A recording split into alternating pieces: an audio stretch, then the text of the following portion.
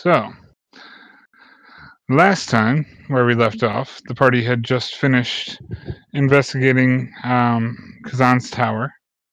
They found the robust statue Buster, who was very keen to communicate with people for the first time in a while.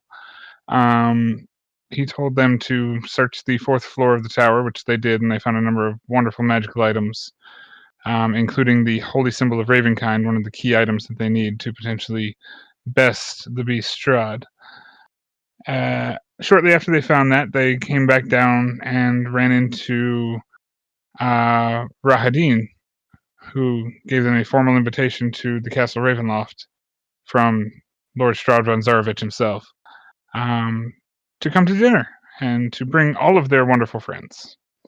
Trovik had befriended an animated armor that he meticulously brought downstairs from the elevator and the lift, and then got outside of the actual tower itself. They looted the wagon outside of the tower and then began to move on their way before they saw a black-haired, red-dressed Vistani woman who was riding on horseback, wounded, towards their position to the cart. They interacted with her for a moment. She went to her cart to try and retrieve the remainder of her things, and then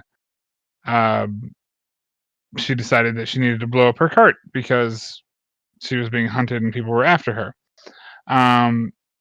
In this endeavor, she pulled out a long bit of twine and began to unroll it towards the party, so that way she could light it on fire from a safe distance. She misjudged how far she needed to be away from the blast radius, and Gaynor, taking initiative of his own, shot a firebolt towards the cart, exploding the cart, damaging everybody in the vicinity of a 30-foot blast radius, which was sadly everybody, including the animated armor that Trovik had just come across and Trovik's pet cat friend. The chicken that they recovered from the cart, however, is completely okay and sitting on the new wagon. The group continued to the Luna River crossroads once again on their way back to Valaki with this large shipment of wine and resources and things like that for the town and for the Raven folk, the Mardukov family at the Blue Water Inn. As they were going across the crossroads and taking a sharp left-hand turn, they Bramwin looked up in the sky and she saw a tiny bird that kept getting closer and larger and closer and larger. And then Osgood barely dragged his horse out of the way far enough to not be completely knocked over and bowled over by a falling carcass that seemingly this bird has dropped. The last thing that the party saw before we ended last session was the rock, this massive 40 to 80-foot wingspan bird diving directly at the party, and potentially at first to try and pick up its dropped meal, but then it sees many small, tasty figures down on the ground as well as a wagon. And I believe that is where we pick up. You all have, because of the command scatter and the notice from Osgood to understand what a rock is and kind of give you all like a 2-second, hey, big bird, bad, we need to run. You all have a free action before the combat would actually initiate. That can be an action, like a normal turn action, or a movement, or a bonus action, but not any combination of those. So if you would like to do that, you are more than welcome to. Let's start some music. So I'm gonna hold my action for when the rock is close enough to cast banishment. Okay. Holding your action for a banishment. Is anybody else doing anything at the moment? You all are still on horseback, by the way, just as a caveat. So you have the 40 feet of movement speed that the horse would have, not your current movement speed. That'd be a good idea. Probably be a bad idea. But I'm going to do it. I'm going to move my horse so that it's by Osgood and kind of, yeah. So it's something like here.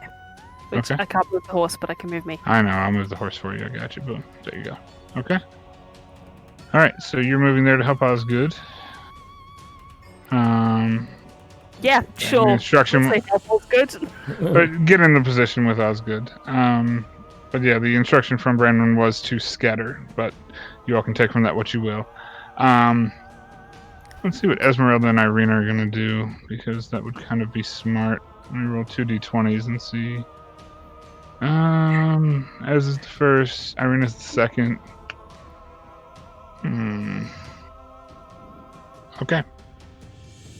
So Esmeralda is going to ready a crossbow bolt. Even though she's wounded, she's just gonna like knock a bolt, kind of aim upwards, and she's still bleeding from the earlier encounter. She's still struggling. Her wound is somewhat closed, but she is still doing what she does. Irina, however, is going to whip the horse and attempt to get it to run towards the forest, dragging away from this massive bird before, not whips the horse, but reins in the horse. Right. Yeah. And Spirit forward. that's the word. Thank you. See, I'm glad people have words that I don't have. An attempt to take it towards this batch of trees. So the horse dragging the cart and the carriage would get to about here before it turned, and that's going to look really awkward for a second, and then get there. Rotating the whole thing. You guys calm down. And it would probably get about that far distance in the free action. The rock is massive and swooping.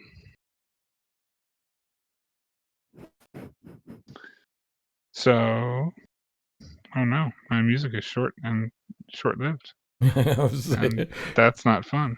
Yeah. Kelmar, you doing anything? Gaynor, you're holding your action. Osgood Well- is going to run as well because the command was run. So I'm going to basically kind of go next to. Horse won't follow me. Go next to the. sorry, the horse won't follow you. I have control of the horses. Yeah, no I problem. control all the horses. Yeah, go next to the Gaynor, just kind of waiting because I see the rocks come sweeping down, Okay. and I'm just gonna hold. I'm just gonna hold one of my spell action, For which spell? darkness. Okay. Holding darkness, holding banishment. Everybody kind of going in a direction. Trovik, what are you doing with your free action?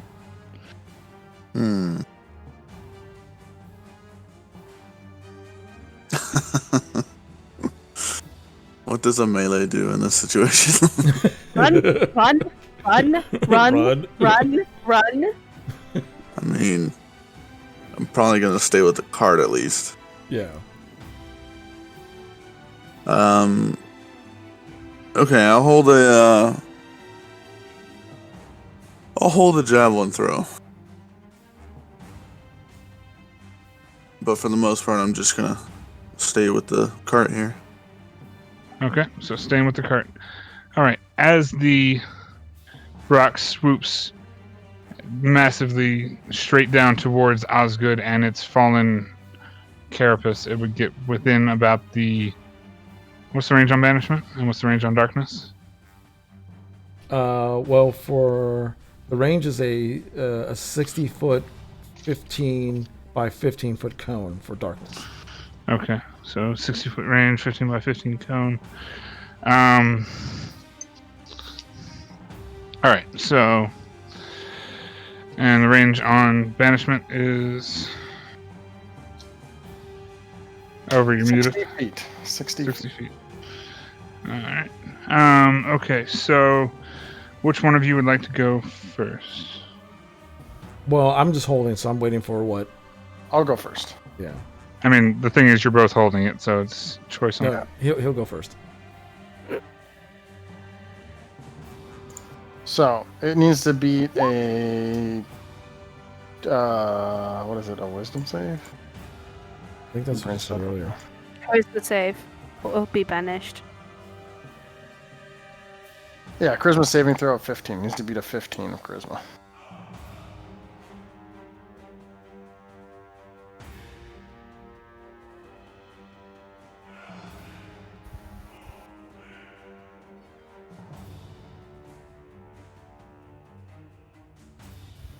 Gotta hope this works. Mm-hmm.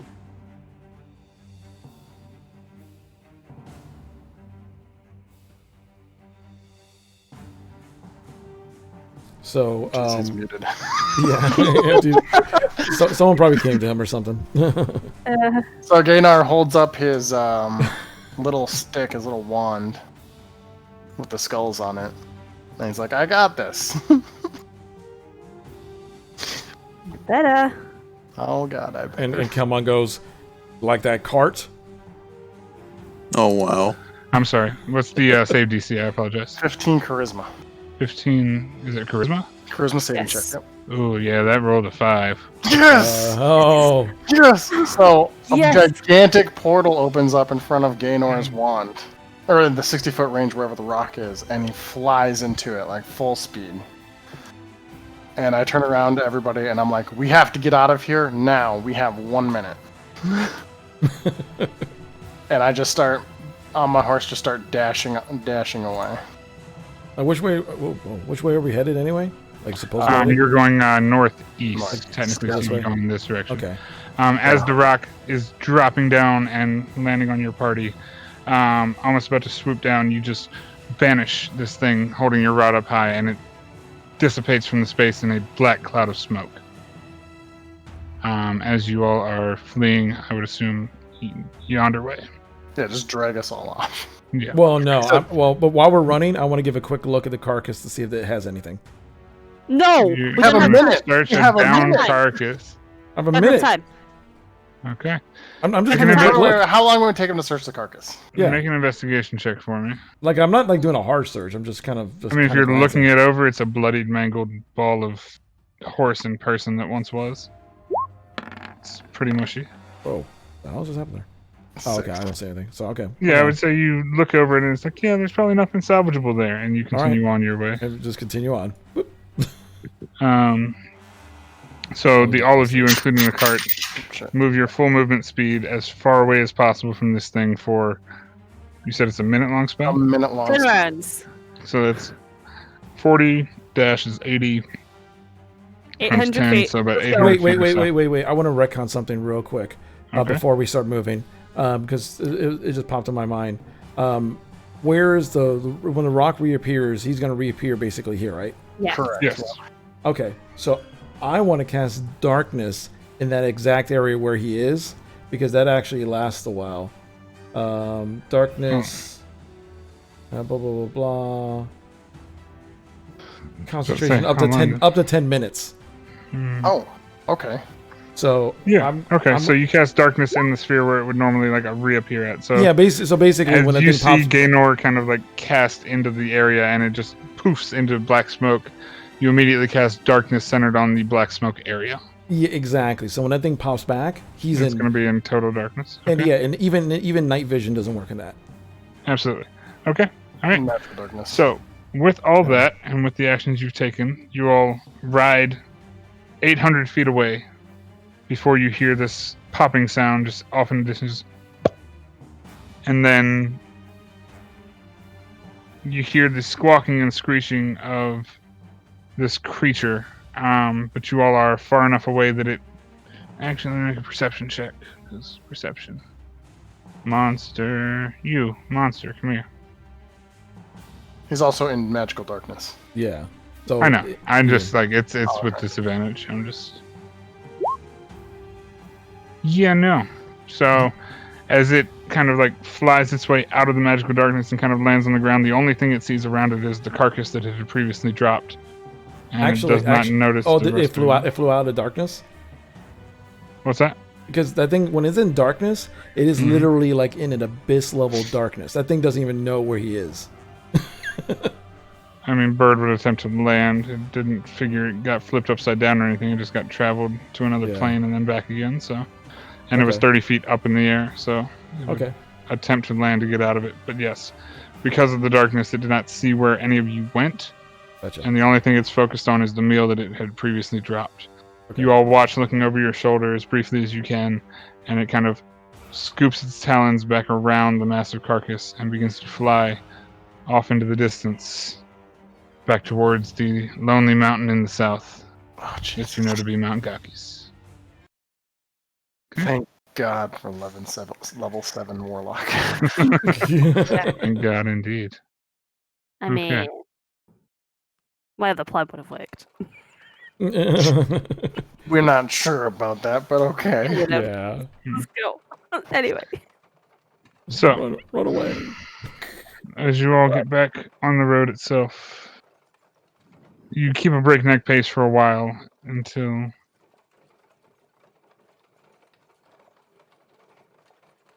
you come across the stone bridge that you crossed previously to get to the Luna River itself. And all of you make your way across the bridge, looking back over your shoulder. You no longer see the rock. You no longer see anything harrowing you for the moment. And you all begin to take the next half hour or so to make your way back to the edge of the wall of Valaki. It is probably about 4:30, 5 o'clock, and the sun is beginning to set as you all arrive at the gates, which are closed as they were the first time you arrived, but there are 2 guards standing on the interior of it. As you approach, they see your cargo, and one of them kind of nods to you, the heavier set male of the 2, and just, "You got the delivery from the winery? It's about time." And kind of looks over, he's like, "Oh, well, I remember yous." And he kind of looks over, he's like, looks in Osgood's direction, he's like, "I think you told me you was a priest, yeah?" And Osgood kind of like looks back and nods. "Aye. Priest of the Thunder in the Church of St. Andrews." Kind of looks at you all and just, "We definitely need this shipment." So they begin to crank open the heavy iron portcullis. And you all are allowed back into the city of Valaki, just as dusk begins to stir itself. What do you all do? I think we need to rest for a while. And our place of rest is where they need this wine, so makes the most sense heading there, I guess. I agree. Eat. I really need rest. Yep. Okay. So you all make your way winding back through the streets, past the stables, past this church and orphanage of St. Andrews, and begin going towards the Blue Water Inn, where the Martikow family awaits your delivery of this massive cart of wine. I'm going to move you all back to the Valaki map, because Valaki map, boop. So, you all are back here, and I would say you've probably gotten about halfway, 3/4 of the way, before you get to the Blue Water Inn, which is the main center of the town. Everybody make a perception check for me, please. First roll of the night. Let's not be terrible. Mm-hmm. Okay, It's 9, not 18. terrible. It's not terrible. Speak for yourself. That looks rough. Gainor 16, and I'll roll for Osgood. Oh, look at the thing. Okay. Alright. So, as you all are making your way through town, seems kind of drab. Like, obviously, Valaki's a drab town for the most part, but you see a few less people on the streets. I'm not sure if there's a reason for that particularly. And Bramwin, you catch, and I guess Osgood would see him as well, but you see a somewhat familiar town guard kind of running up towards you all in your direction. Who did we just lose? We just lost a Bramwin. Sorry. Okay, I no, you're good. that button on my mouse. How far away is this guard specifically? About God. 60 feet heading in towards your party. He seems to be moving with a brisk pace, and he's got his lance kind of just like raised up in the air. He's kind of running a little bit stiffly in his armor, but he's running towards you all. It's 60 feet. I just sigh and try and smile. I once again cast prestidigitation. Oh. Okay. Ah. What do you make? Do you make flowers, sparkles? What do you do? Like luminous flowers come off Oh of my goodness. from behind her. As- You can't see this happening, but we do. Right. Yeah. You said he can't see it, but you Oh can. no, we can see it, but Branwyn can't because it's happening behind. Oh, her. okay. Yeah. And as this guard, now fully recognized as John, begins to run up, he kind of quickens his pace a little bit, and he's kind of heading right towards Bradman, but you're not exactly sure why. And he eventually gets to your group and just kind of a little bit out of breath, trying to pose and posture like he's not wheezing or breathing heavy, but he has definitely sprinted over in this direction. Oh. Well, you're back. It's good to see you. Do you... He kind of like stutters and stumbles over his words a little bit. Is there anything... Are you all right? Yeah. Not asking the rest of the group. He's just looking at you, Brandon. Oh, I'm quite all right. Thank you. We just really need to be on our way to get this shipment in. Of course. If you need to drop off the horses, I've set up something with the stable master. You know, he's kind of taken a liking to me, I guess. So you can drop them off whenever you want. There's absolutely no rush for you to bring them back. I told him you might need them for an extended period of time. I figured it would do you a solid favor. Oh, that's just wonderful. Thank you so much. And as you all kind of not stopping, Irene just kind of like flips the cart again, and the cart continues rolling down the street. He's like, I'm gonna cast Thaumaturgy, and as we ride away, I'm just gonna have a little voice go behind his neck, going, "Jeez, out of here."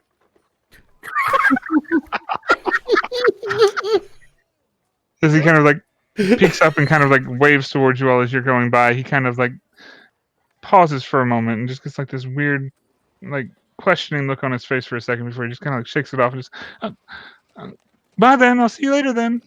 I shouldn't have said that.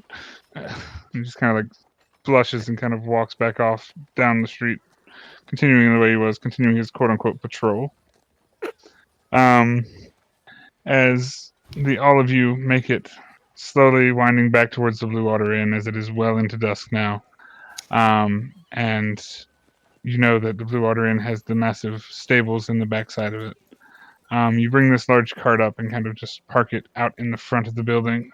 I will map us back to the Blue Water.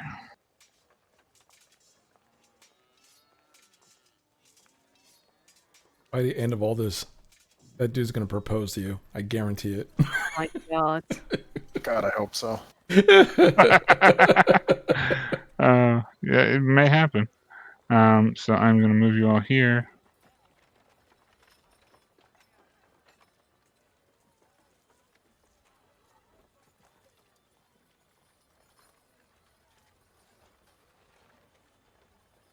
I would just like to say, MTC, you going mute after I casted that spell made my heart just go crazy. I was so worried. It's like, uh-oh.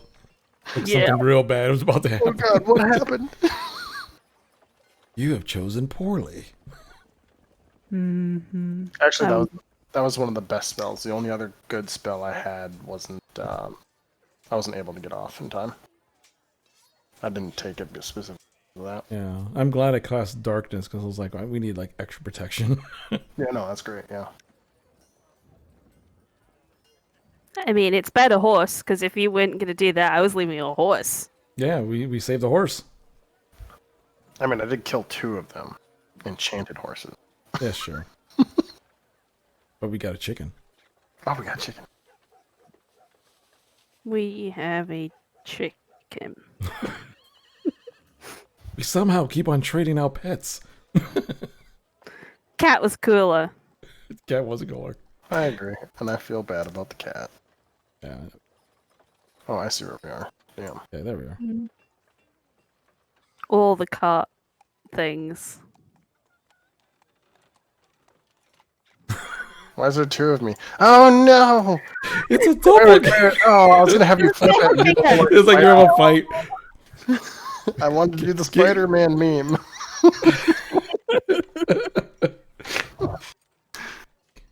Come with a stunning strike on the doppelganger. But which is the doppelganger? Dun, dun, He stunning dun. strikes both of them.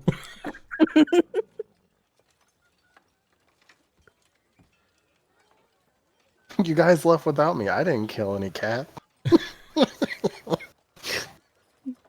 Oh, nice. So, as you all get back to the Blue Water Inn, it is getting dusk. Esmeralda and Irina both dismount the cart. Esmeralda goes over to check on the chicken and begins to make sure it's not shaken out of its mind or dead or anything like that. She seems to be paying a lot of attention to this chicken, which is somewhat strange.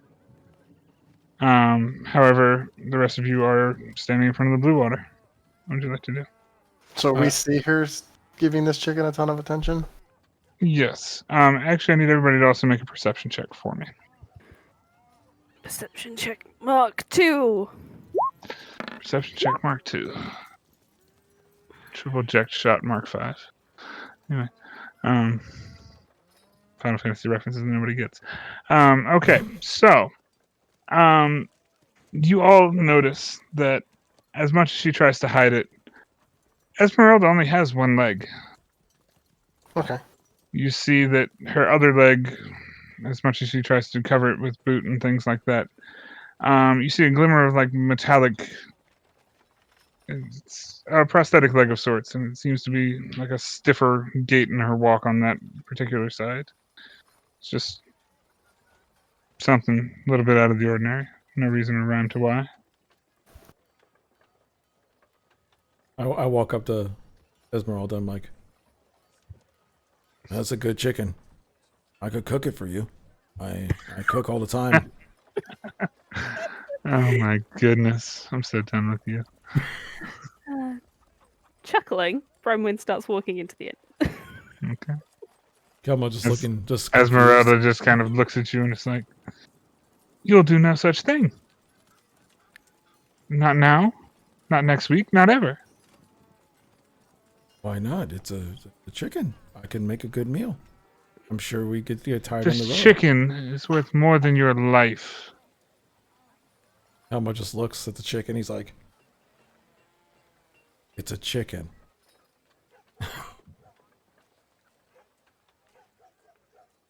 She just kind of looks at you and just... You said you knew where Octavia was. She just kind of looks blankly at you, not trying to pay attention to your chicken comments. Yeah, he's in the inn somewhere. Very, very weird guy. So let's get inside and, I don't know, bring your special chicken. And I just kind of shrug and start walking away. Esmeralda picks up the cage with the chicken and shortly follows after. Irina's already kind of stumbled inside with Branwyn. That's good. Stands kind of at the door and braces himself on the wall a little bit, kind of checks his revolver, makes sure that he's got enough bullets in it before clicking it back together, and then walking inside with the rest of you all as well. As we walk inside, I just kind of put my arm underneath. I just got her name. Irina? Irina, thank you. Irina's arm real quick, and I just kind of give her a look of, because I know she's hurting, so I just kind of give her a look like, let's go inside and rest. She's like, she kind of looks at you, she's like, it would probably be a good idea. Just don't jump off any more balconies. Can't promise anything. And he says that with a smile. She kind of half-heartedly chuckles and just kind of wanders in with you carrying her. Or holding her up, I should say. Yeah, I'm not like... Right, I mean, you're like bracing her more than anything. Yeah, I'm just over because I know she's like probably all limping and yeah, messed up. I mean, she's fucked up pretty bad. Yeah. But you all make your way into the Blue Water Inn. Come on, Irina first, and then everybody else following. And I'm you already see in there. I know. Yeah. I mean, you pushed ahead, I swear. But as everybody moves in further and further, you see Danica Martikov standing behind the bar once again. She seems to be serving just a few patrons that are in here right now. It doesn't seem like the dinner crowd has gotten here yet. And then she kind of notices you.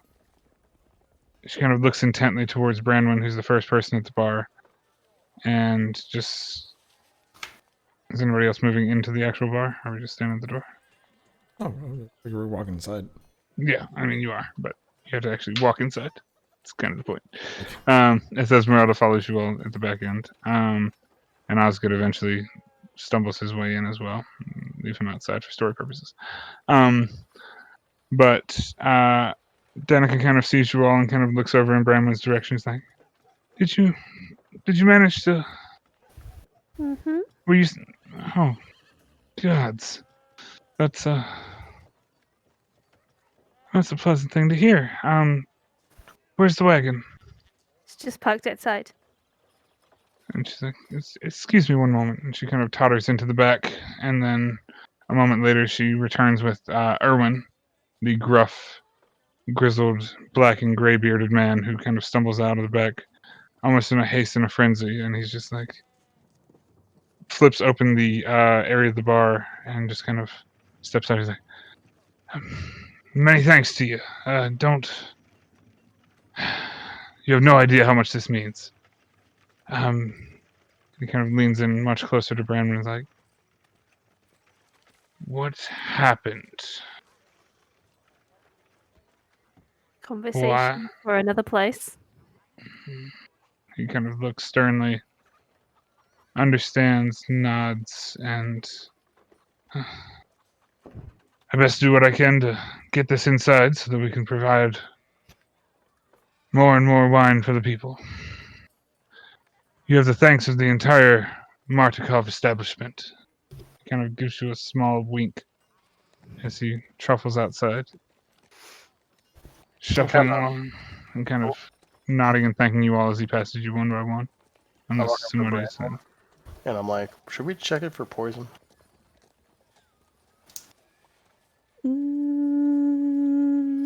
Probably. Did they check it? I can't remember. They give it to us. I don't know if anybody made a check to see if they checked it or not. Well, I'm gonna. However, they were very confident when they gave it to you, and they did take the entire night and next morning to prepare the wagon for you. Yeah, that's why They also were aware that the druids were trying to poison the wine in the winery, so I would assume they've checked it. Okay. So I would assume they've checked it. Yeah, I think it's pretty much assumed to be safe enough. They wouldn't send wine to their family knowingly that it was potentially being poisoned and not trying to fix that problem. Okay. So I'd say you could assume that, yeah, it's probably not poisoned. Oh.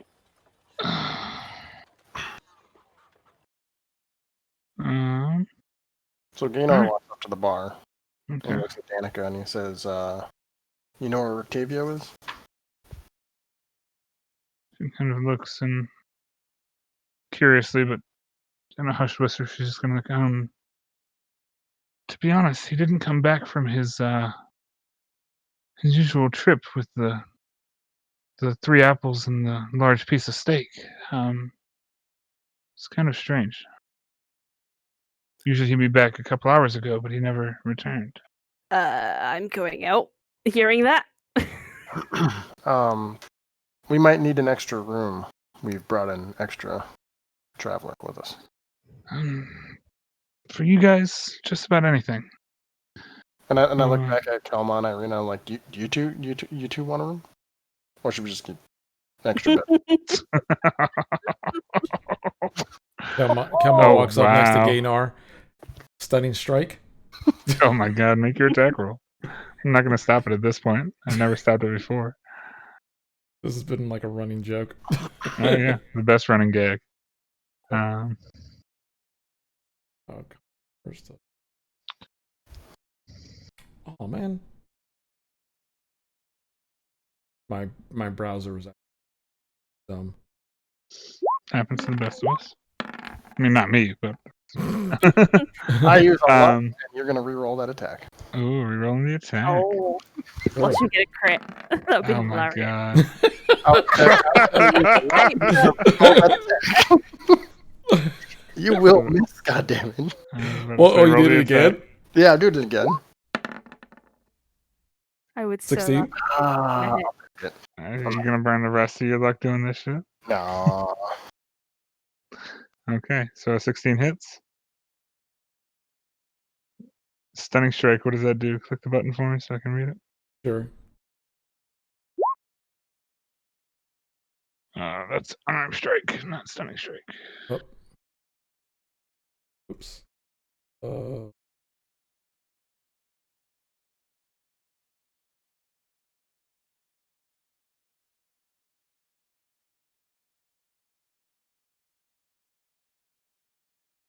There it is.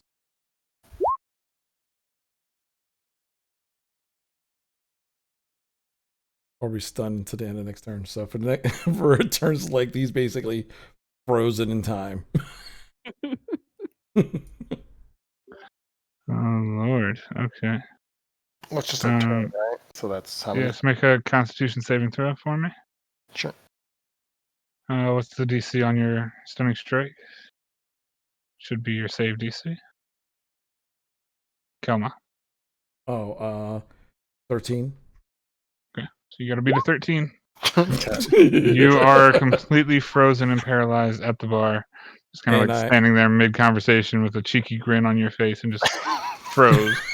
and And- I just smile and just push Gaynor on the ground and sit down, going, there's a ladies' room, there's a guy's room, and we might need a thing for her because she has got a special chicken. As you hear all this and you can't quite move, you hear a voice in your head, Gaynor, that says, "You know, you might have deserved that. I'm just saying, I'm not quite sure, but I believe that's something called karma." The voice retreats back into your head. I can't do nothing, so yeah. Okay. And after a moment, 6 seconds pass, and you just like, that hurt. Oh god. I looked at I just looked down at Gaynor and just kind of go, that was for Trovik's cat. All the shade. No, I just kind of shrug and sit back on a chair. Okay. So Brandon, you went outside immediately as you heard the evidence that. Yeah, I'm tapping Ezzy and Trovik to come with me as I do so. Okay. Yep. Ezzy's definitely going to follow you with the chicken in hand. I see the chicken and say, may want to leave that. She kind of looks as like, do you have a room here? Can't just leave my chicken anywhere. I'm still walking. It's like, we do. Hand it to Osgood. She kind of forces the chicken that's in the cage into Osgood's hand as he just kind of like steps up and like fumbles with the carrot of the chicken itself and just like, oh, very good. I'll put this somewhere, I guess. It could be cooked. Oh my god. And Esmeralda just glares at Osgood. He's like, oh, fine. And Osgood now has the chicken. Esmeralda follows you out.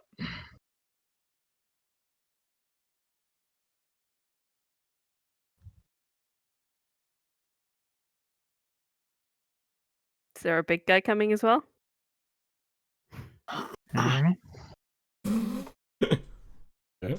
Throwback. Sorry, I was muted. Jeez. I was about to say, yeah, there you go. Happens to the best of us. Yeah. And Kelma. Sorry. Okay, I can move my piece as well. Here we go. Okay. Yep.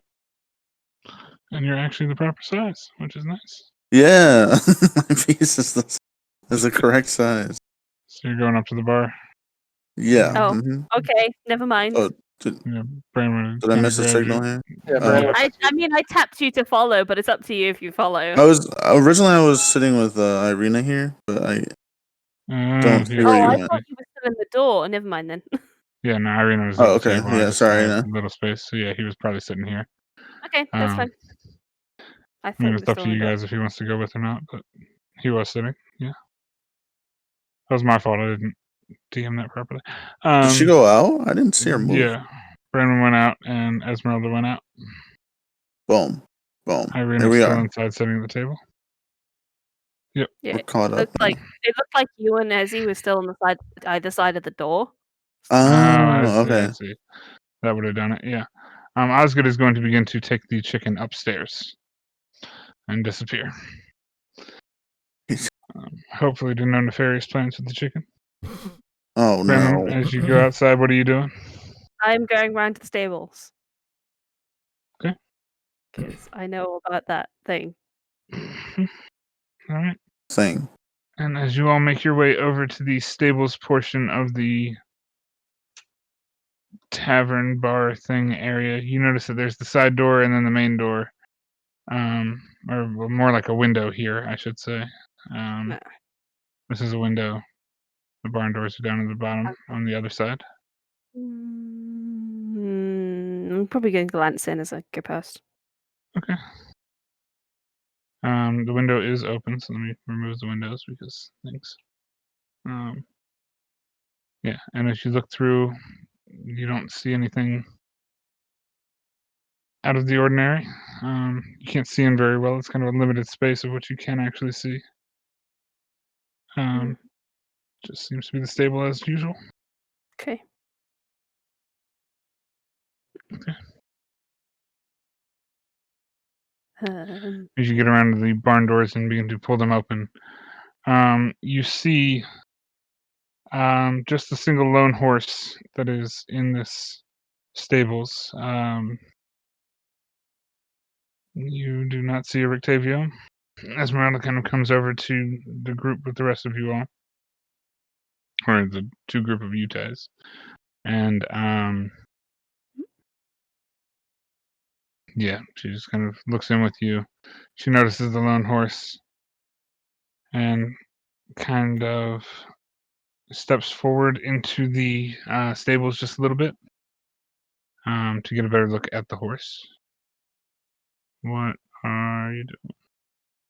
is that his? She kind of looks over and is like, takes a closer glance. She kind of like reaches her hand out towards the horse. It pauses for a moment before it kind of leans inward, and she just, yep, that's Drusilla for sure. She's I'd recognize that scar anywhere, and she kind of points to the horse, and you can see now behind the eye of the horse, just like a cross-slashed scar. Seems to be quite old.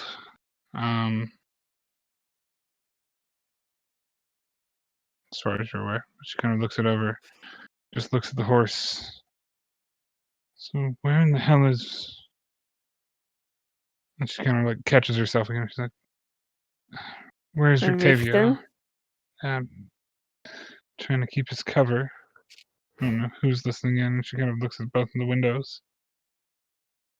But yes, I'm trying to figure out where he's at.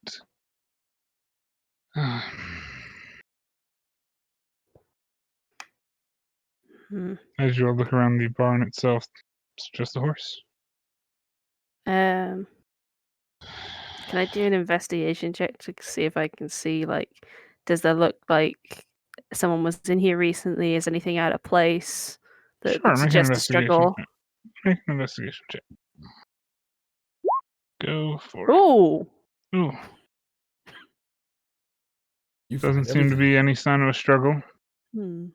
Any confusion like that.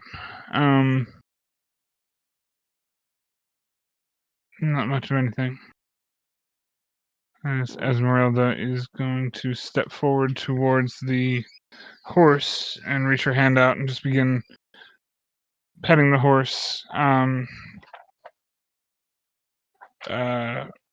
rubbing his face and things like that. And then after a moment, you hear her kind of whisper in towards the horse itself. And she asks, "Where is he? Was he here today?" And as strange as it is that you see this woman basically talking to a horse, the horse whinnies and neighs a few times. You don't understand anything it might be saying, and she kind of takes her hand off the cheek of the horse and kind of looks back and just, he was here. He came in at the usual time. He left with the flank of steak in his hand, apparently, and Drusilla has not seen him since.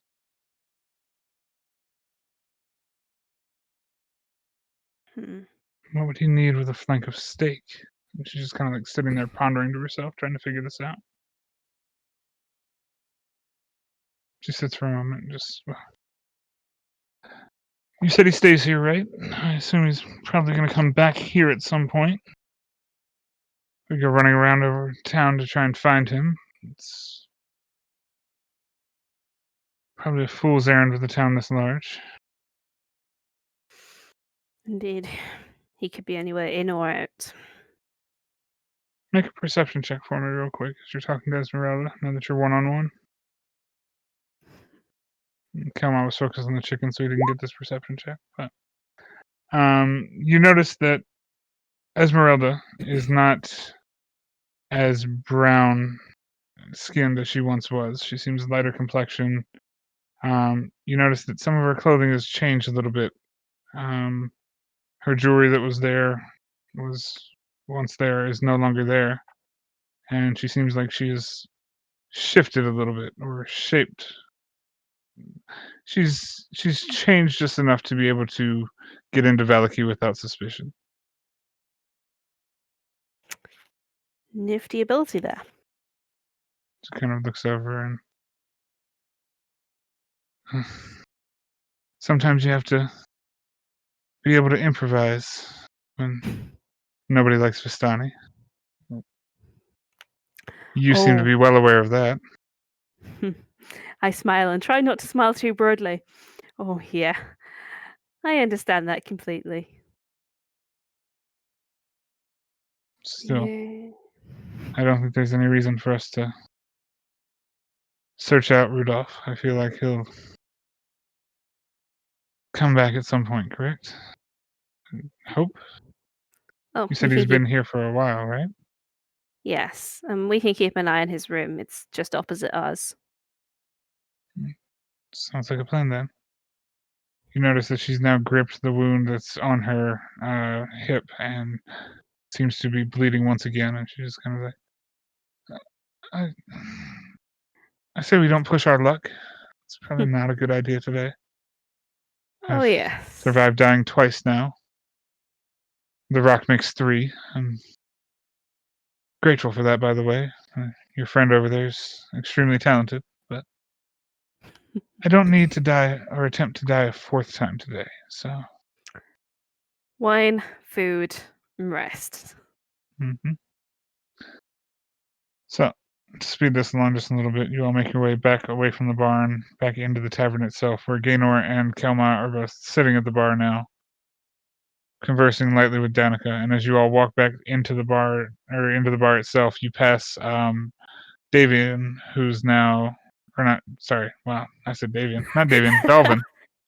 It's the whole thing. Or Erwin, wow, Erwin. Dalvin's the son, I apologize. You pass Erwin, who is now taking the cart back to the barn in the stables area. As you all exit the, oh my god, Drusilla, everything moves. Ooh. Why does everything move? That hurt.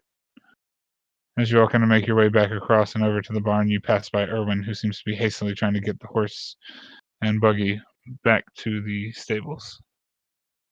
Kelma, Gaynor, what are you doing? I asked the bartender to get 2 drinks while we're sitting there. She kind of nods and, give me 1 second. I need to see if Irvin's done bringing the kegs in, and takes a moment or 5 or 10 before your drinks are finally prepared. As Irvin kind of comes out of the back, just kind of nods and smiles. He's like, "Well," and he kind of announces to the entire bar, "We've restocked on the wine." You hear the 2 other patrons that are in the bar just kind of cheer and exclaim that they want drinks as well. Your drinks are poured for you very post haste. It is the purple grape mash number 5. I grab one of the drinks and I slide it over to Gaynor, and I just kind of say under my breath, I'm like, "Be careful of your actions. You're better than that." And then I walk over to where Irina is.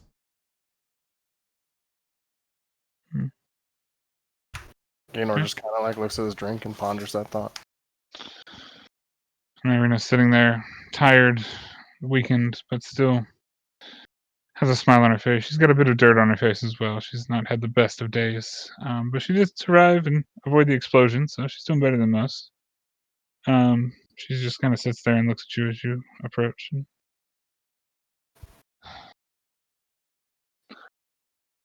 You know, out of all the other people in the group, you seem to be one of the only ones who actually comes and checks on me all the time. Why do you do that? You're part of the group too. I check on everybody, even the ones that act like jerks. I glance over to Gaynor. No one dies. And I just kind of sit down, and I just start drinking my wine, just kind of staring off in the distance. As she kind of looks you over, it's like, you know, not that it's the greatest thing ever, but those plants that are now growing out of your head, they're kind of nice. They have a life to them that a lot of Barovia doesn't seem to have. Well, hopefully, one day there'll be life in this area. I grew up in an area where lots of life. That's one thing I cherish. I've seen much death. That's why no one I know dies. It's a bold code for a brave monk. Glad to have you on our side, not the other way around. You see kind of a smile gleam on her face for the first time in a long time. I just kind of nod and laugh. I'm not laugh. I just kind of give her a nod and I just say, "Go. If the opposite ever happens, just know that my wish is to die, even if it's from another hand." She just kind of looks at you a little somberly, but nods in understanding and contemplation. As Trovic, Esmeralda, and Brenwyn enter the front of the bar once again. "Oh no, Esmeralda, why don't you move when I move you? You're gonna get left behind." And you all see Gaynor sitting at the bar, alone and by himself. And as you all kind of re-enter the bar and the bar scene, a few more patrons begin to make their way in and take their regular seats at the tables. What are you all doing?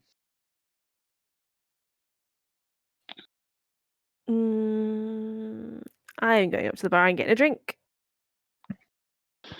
And they pour you a glass of purple grape mash number 5 on the house as well.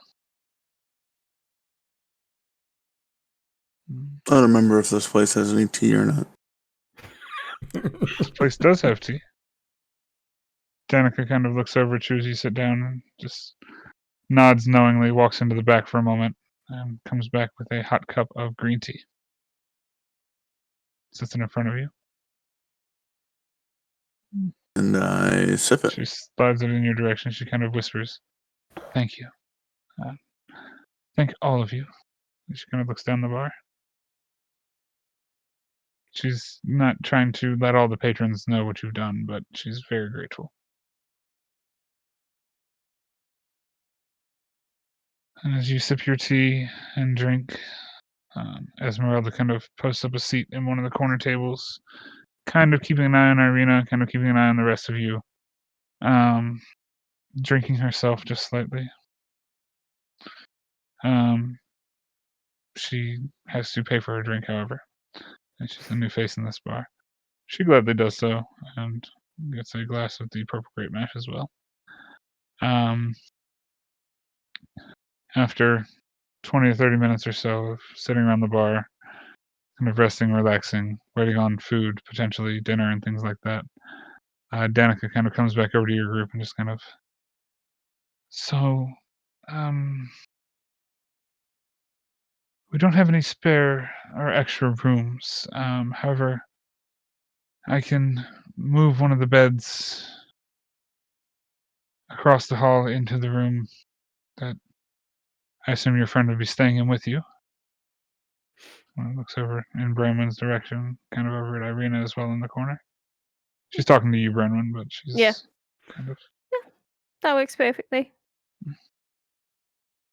I'll get the boys to do it.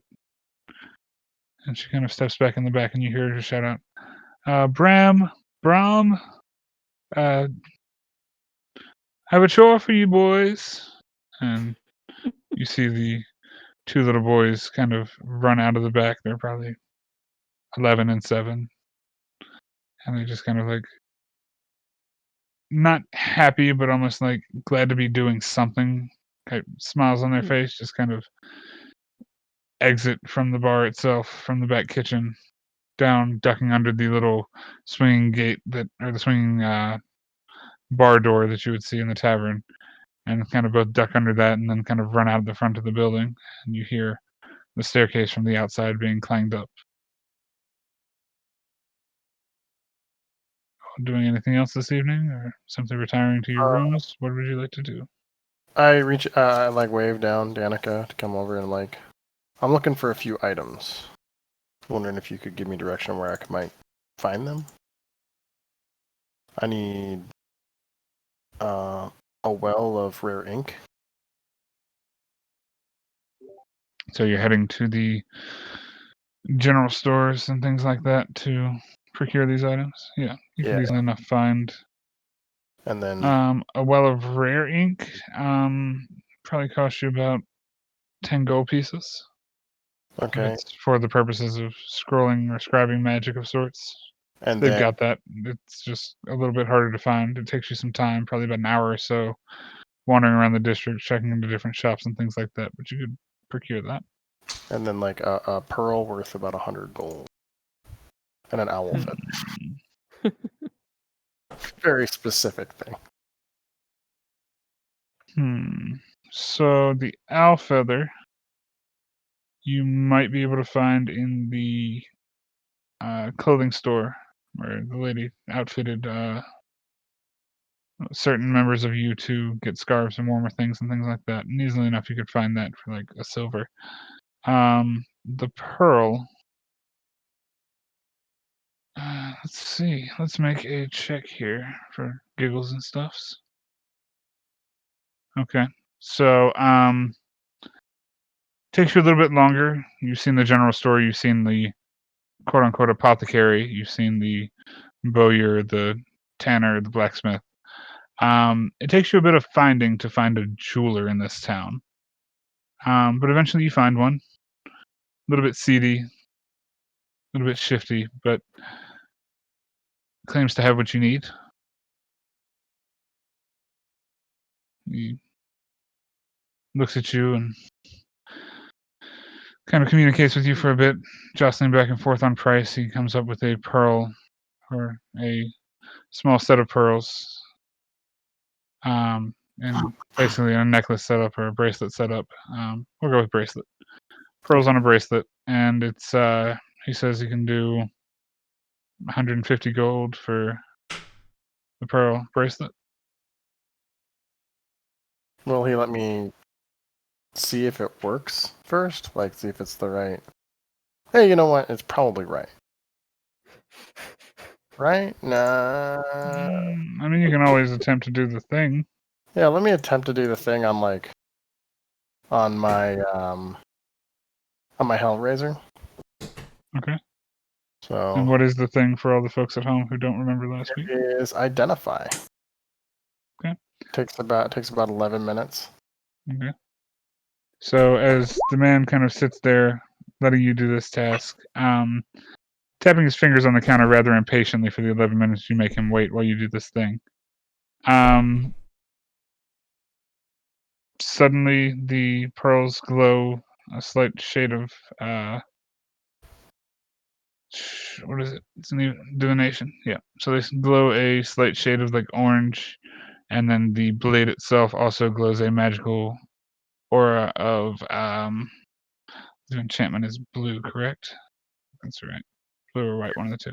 Yeah. Anyway, immediately the statistics and the information about the Hellraiser blade begin to flood into your mind.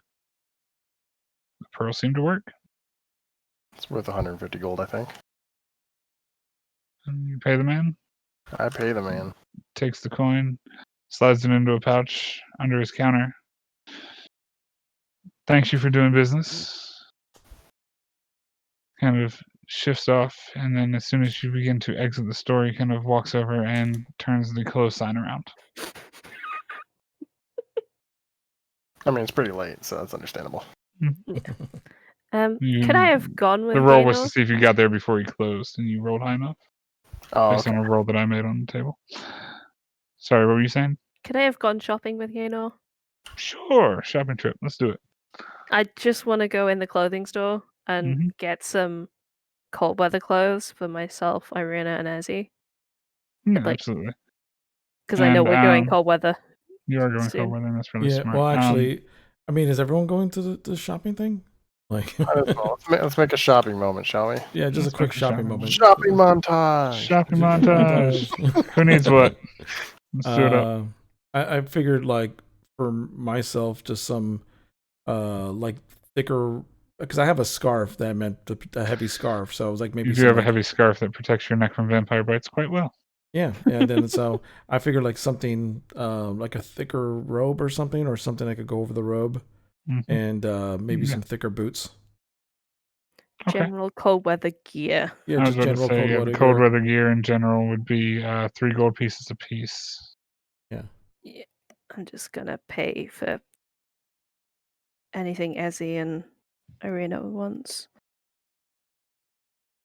Oh, whoops. I mean, I just spent all my money, so. Do you need stuff as well? No. I can pay for it. No, I have cold weather stuff. I already bought that stuff back Cool. in our original shopping So montage. that's cold weather gear for Esmeralda, Irina, Kelma, Branwyn, Trovic, or do you already have cold weather gear? Do I need cold weather gear? I mean, it's up to you. I'm kind of fuzzy, you know. Well, here's how's this. I give Trovic the Ring of Warmth. Okay. As Gaynor kind of presents you this pretty gold ring.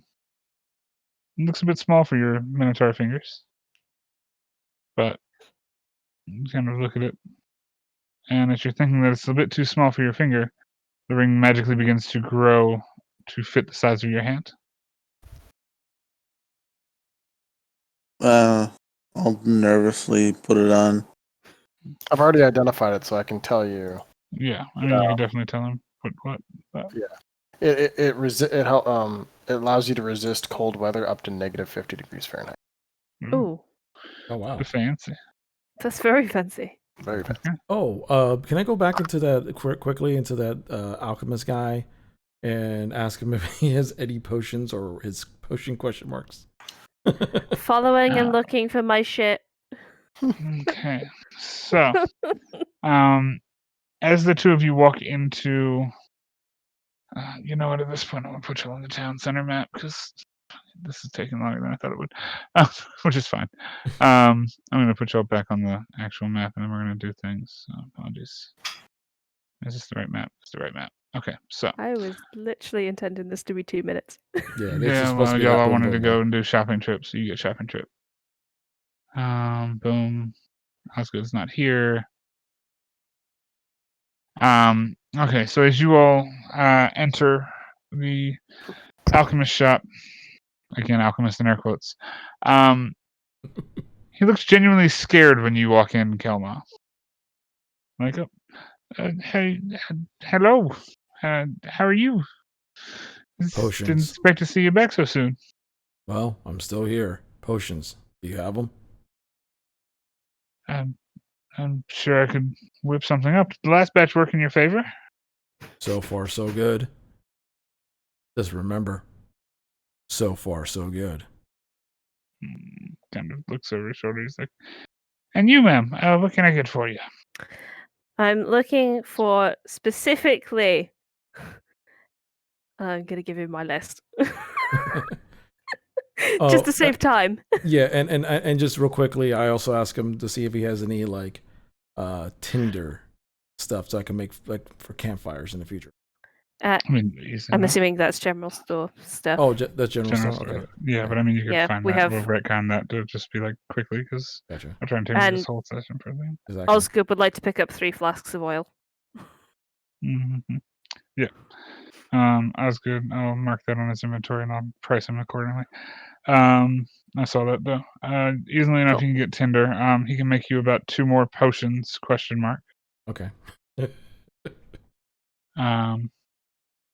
Charge you 30 gold for the 2. He kind of looks over at the flask and he seems kind of happier with himself about these. I smell them. Do they look about the same as the other ones? They look a different shade of green and less yellow. Oh. I just kind of look at them and I hold up the other one. I go, what's the difference? Kind of looks at one. He's like, oh, it's a good question. And just like looks at the vials. He holds them up. He's like, he holds the green one in front of the other one in your face. Just the green one's in front. He's just like, no, I think they look the same color. Like, see this one and that one, and they're. It's strange. I slam my quarterstaff on the ground. And I go, I use the same ingredients. They should be. I don't know why one's green and one's yellow. I grab them both and I put 25 gold on the counter and I just go, so far so good for now.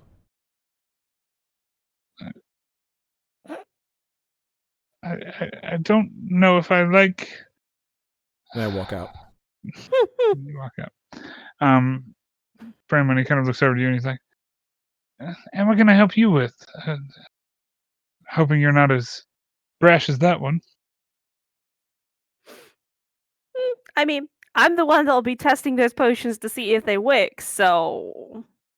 And kind of like a stricken look comes on his face. He's like, what do you need? I'm a busy man. I'm about to close the shop. Just some hips. Which ones are I you give looking him for? my everything. I'm looking for The everything. whole I'm list. dizzy. Everything. Okay. Oh my goodness. So the list. That is the Delrine, the Delrine, Hemsbane, the Hemlock, and the. You got lavender for days. Yeah, I'm fine with You lavender. got like fucking 19 sprigs of lavender. I think you'll be fine with that. Yeah, I know there's another one. Bloodroot. Ooh, yeah. I'm looking for everything just to see, just in case he has it.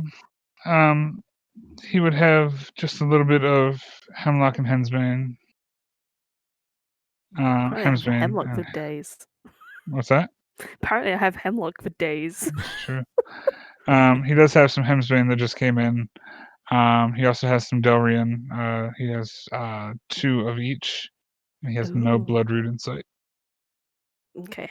I didn't He think would so, charge but you about 8 gold for the herbs. cool. Take him. More exotic. Okay. So add them in your inventory and mark that off on your coin. Yep. And general store stuff. Oscar could get the 3 flasks. You could easily find the tinder, probably about a silver, maybe 2 silver for all the tinder and supplies you might need. Is anybody else doing anything else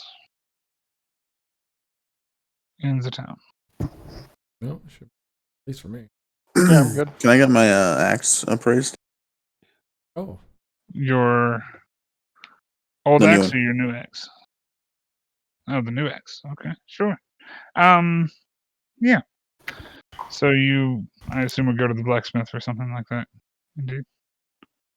Sure. Just to check and temper the quality and things like that. She went to general store guy to try and figure that shit out. I don't think you would know. Okay, so you go to the blacksmith, who is pounding away on the forge. As you enter, he kind of like stops, looks up, and then looks further up as he sees this massive minotaur walk through the door. You're just like, You kind of state your business. You pull out the axe, and he kind of nods and agrees to look over it. And as he's looking over it, he just kind of quietly murmurs to himself for a moment before kind of looking back at you and like, "It's a very beautiful axe. I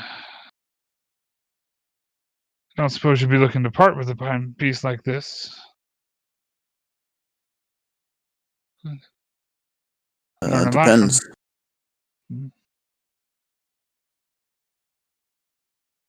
And this is the new axe hue that you're getting appraised for price. hmm He's like, well, I could. He kind of checks the bag under the counter. He looks into it, begins counting, and just like fiddling through it for a moment. He's like,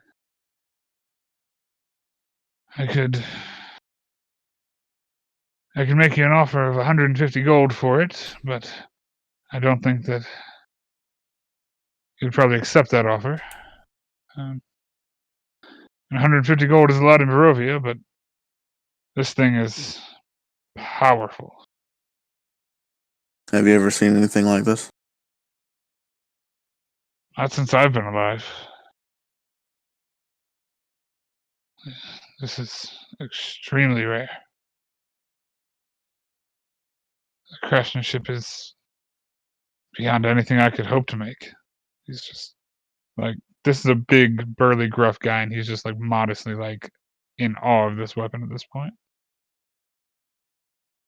Well, I don't think I can part with it now, but I'll keep you in mind, blacksmith. Kind of looks at you, he's like, I appreciate it. Minotaur?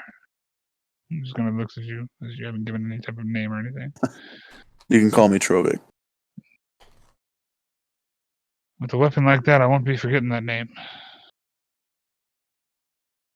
Kind of nods and. Is there anything else, or do you mind if I close up now? I think that'll be all for now.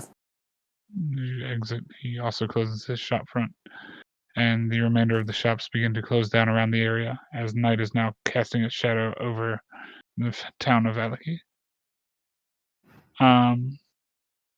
As you all make your way back to the Blue Water Inn to get your well-deserved rest and recompense, Osgood seems to have stayed at the tavern, potentially turning in early for the evening. And you all make your way back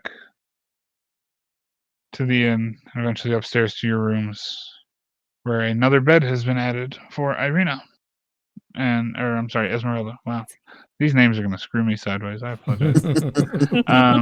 Anyway, you all make your way back to the tavern area, back up to the stairs as normal, and I'm going to move you all to the second floor because reasons.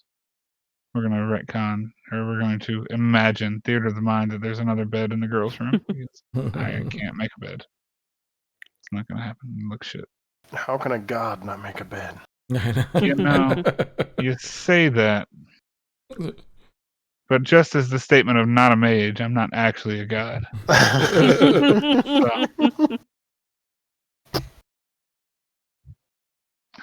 Anyway, are you doing anything before you dote off for the evening? Brewing potions. Brewing potions. Okay. No, And I'm you've done asleep. this a number of times. You know exactly what you're doing and how to do it. I would say you probably don't even need a check to begin to set up your kit, brew the potions that you need, and use the materials at your disposal. Wonderful. I am I- sitting at the table. I whip out a book and I take out the scroll of Tensor's flying disc, or floating disc, sorry, and I start writing what's on the scroll into the book with my newly purchased Well of It. Okay. And you take the time and the resources to do so. And you now have the spell Tensor's floating disk in your book. You can add it to your set. Move. Well, yeah, it consumes the scroll. It does. Yep, I believe so. Let me double check that, but move on. Is anybody else doing anything before? I walk up to the Trovic, To the Trovic. and I just kind of mention to him and go, I know you get power from your anger, the way you were trained. I was trained to control, focus, but I've always had anger in me. Can you show me how to focus that anger? And maybe I could use that strength as well. The key is to not mistake your rage as an uncontrollable rage. There are ways to control it. Focus it.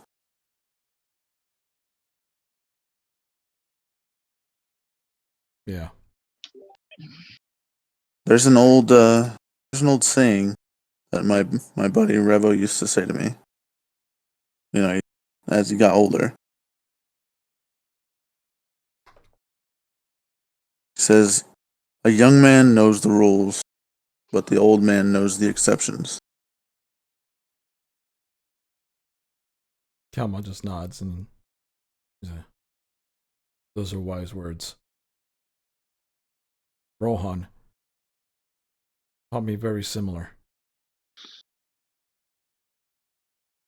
And I kind of do a cross my arm across my chest, a deep bow to Trovic, and I will meditate on those words and try to use this as strength. And then I glance over the Gainar in the far, and I just mentioned to Trovic, my apologies for losing your friend. But as much as I hesitate to trust those that use magic, I feel he's also very much like me.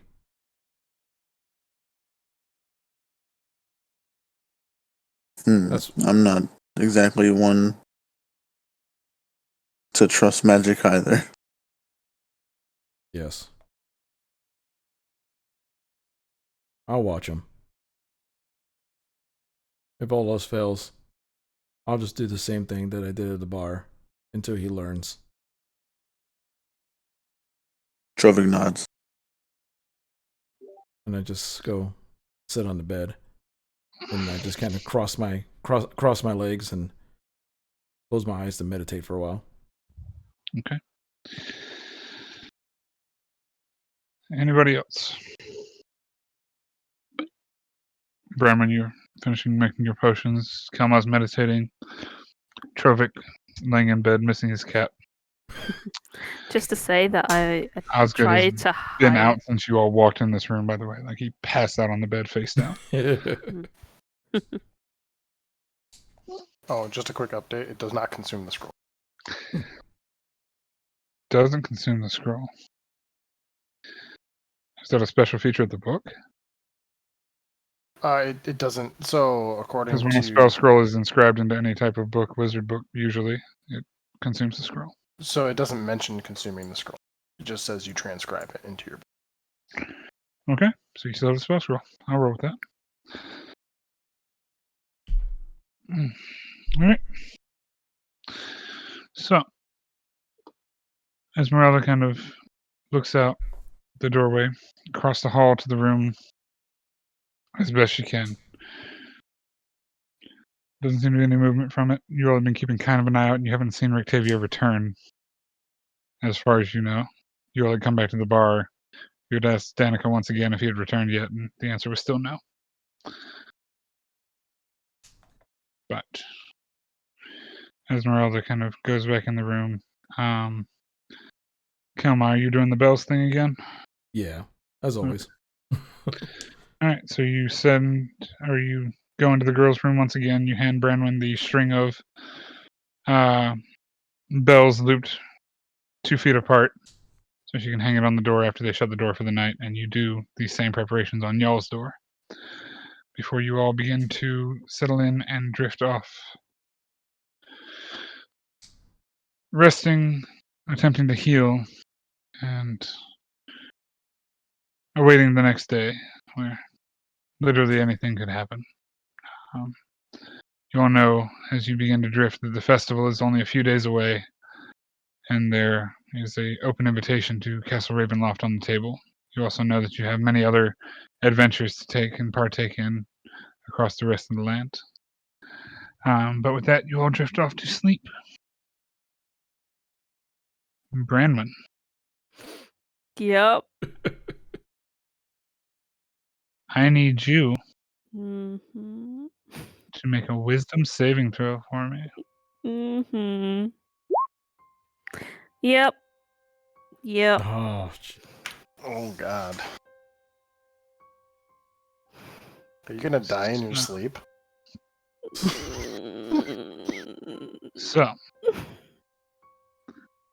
as you drift back into dreamland, a cold comes over you as you lie trying to sleep in general. You drift off, and then a moment later, 2 moments later, you find yourself in your dreams back in this wooden hallway with the rickety pictures on the wall, the sideways catty-cornered table in the center of the room. You see now a number of chairs have been pulled up to this table. There are 6 chairs, in fact. You see, unable to move on the edge of the room as you stand in the doorframe, you see a small Trovik doll, a small Kelma doll, the Lamb Lamb doll who's been there at the table from the start. You now see also, on the other side of the table, a doll with curly red hair and a black shirt with a pink robe. And you see white on the outside, pink on the inside. And you also see an Irina doll, very similar to the ones that are in Get-Off Blinsky's store. They're all sitting around the table. You notice one more doll sits there, and it's of a Vistana woman with a red bandana and black wire horsehair for hair. As you peer in, you see that another chair gets magically dragged up towards this table. It's empty.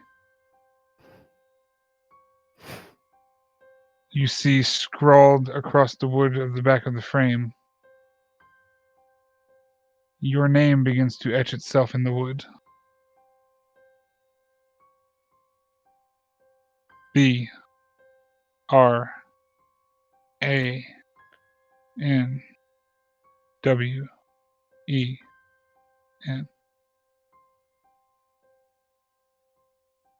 You only have but a moment to gather what this could possibly mean, and you blink and you see standing on top of the table is this doll.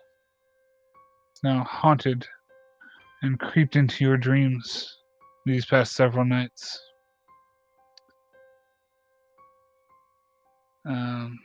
Apologies, I've got a tab in a thing in this horse tab. Okay.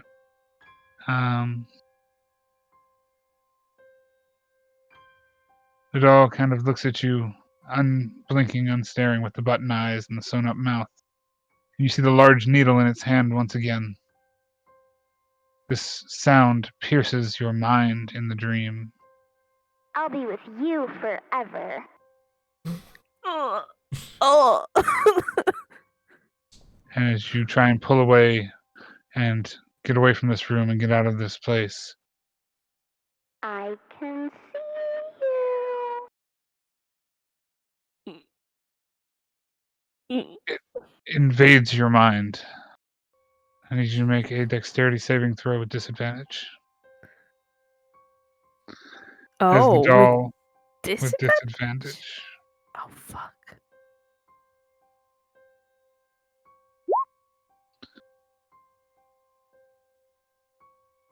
$16. Yay, rogues.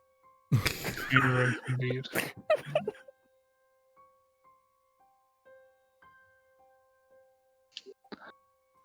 Okay, so apologies. I need to pull up one thing and then we'll be good. I know not how to pull up the one thing anymore. Okay. Sorry. So alright. The doll begins walking in your direction, steps off the table, then disappears and flashes 10 feet forward. Disappears again and flashes 10 feet to the left.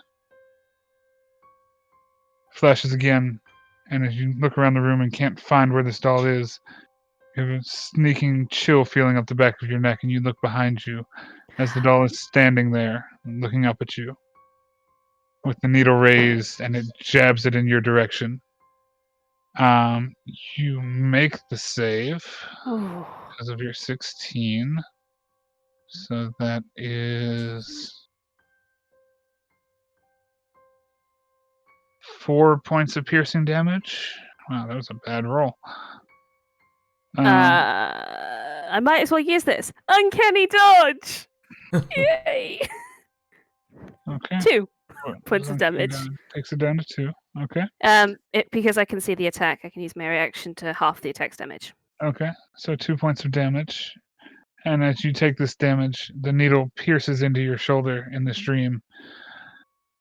She then pulls it out and kind of drags the needle point towards your lips Oh.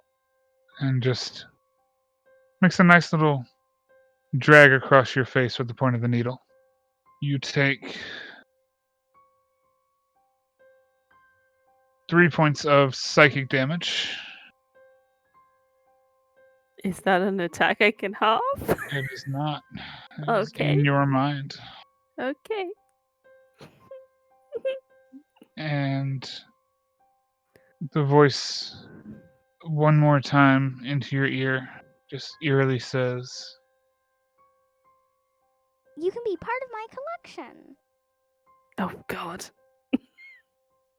before the dream fades back to black, and you wake once more in the cold sweat in your bed.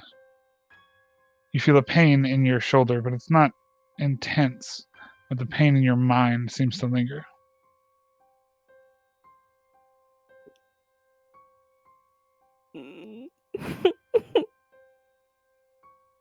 Just kind of curl into a ball on my bed.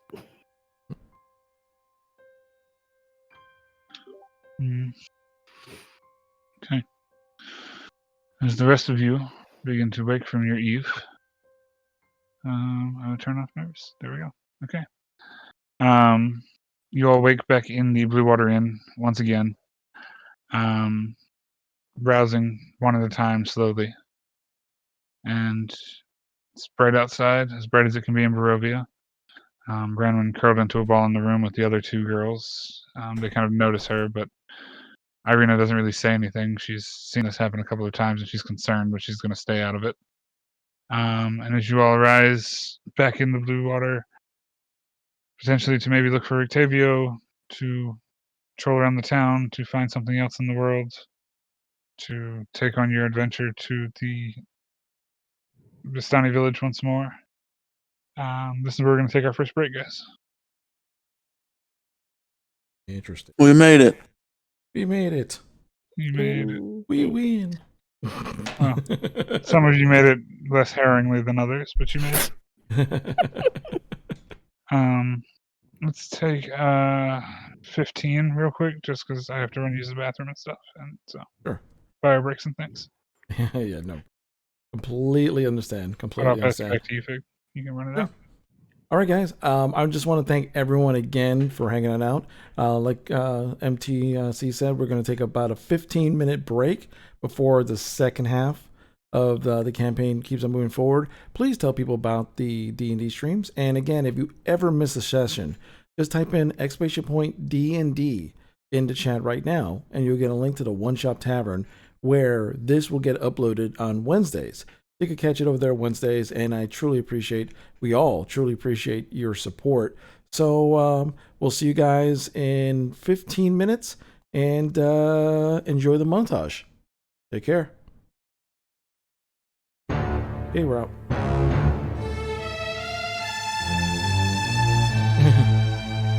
Yeah, we need to get that thing off of you.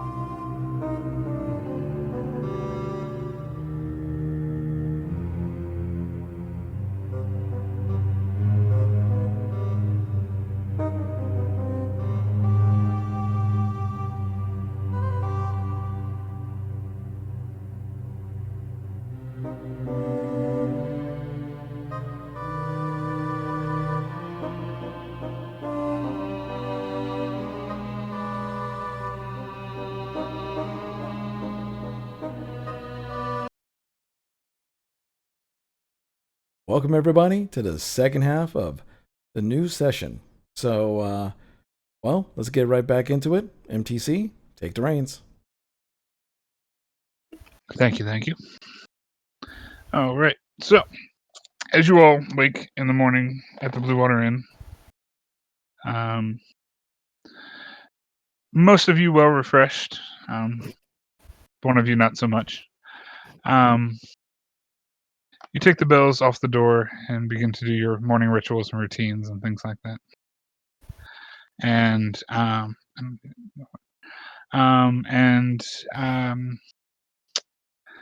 as you kind of peer out the door, Kelma, looking around after taking the bells off the door, you notice Rictavio across the way that seems to be entering into his room as you all are waking up. I glance over everyone and I just kind of, not loud, but just kind of in a lower tone, I just go, that crazy old kook just came back. I think we should probably tell the ladies.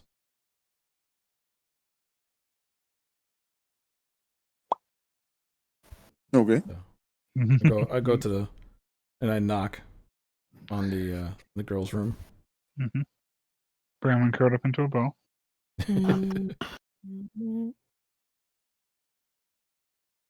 I mean, I'm not budging for a sec, so let someone else get in the door. Okay. Irina is going to get up and take the bells off the door because she has done this process before. As Esmeralda just kind of looks amused, laying on her little cot. Irina's going to take the bells off the door and open the door to Kelmon's. What is it? That guy came back, and I look over at Esmeralda. She just about jumps off of the cot as you say this, and then kind of like has to catch her balance on floor itself, as it's completely uneven in this room. And you look over and you also see Branwen like curled up in the corner on the bed. I walk up to Branwen. I kind of like kneel by the bed. I'm like, what's going on? That doll again. We need to do something about With Right. Christ. I kind of pull her up from her fetal position that she's in right now. And I'm just like, we'll take care of it. We're all strong and no one's going to die. And I walk out and I just kind of wait in the middle, just kind of waiting for everybody to come out. Okay.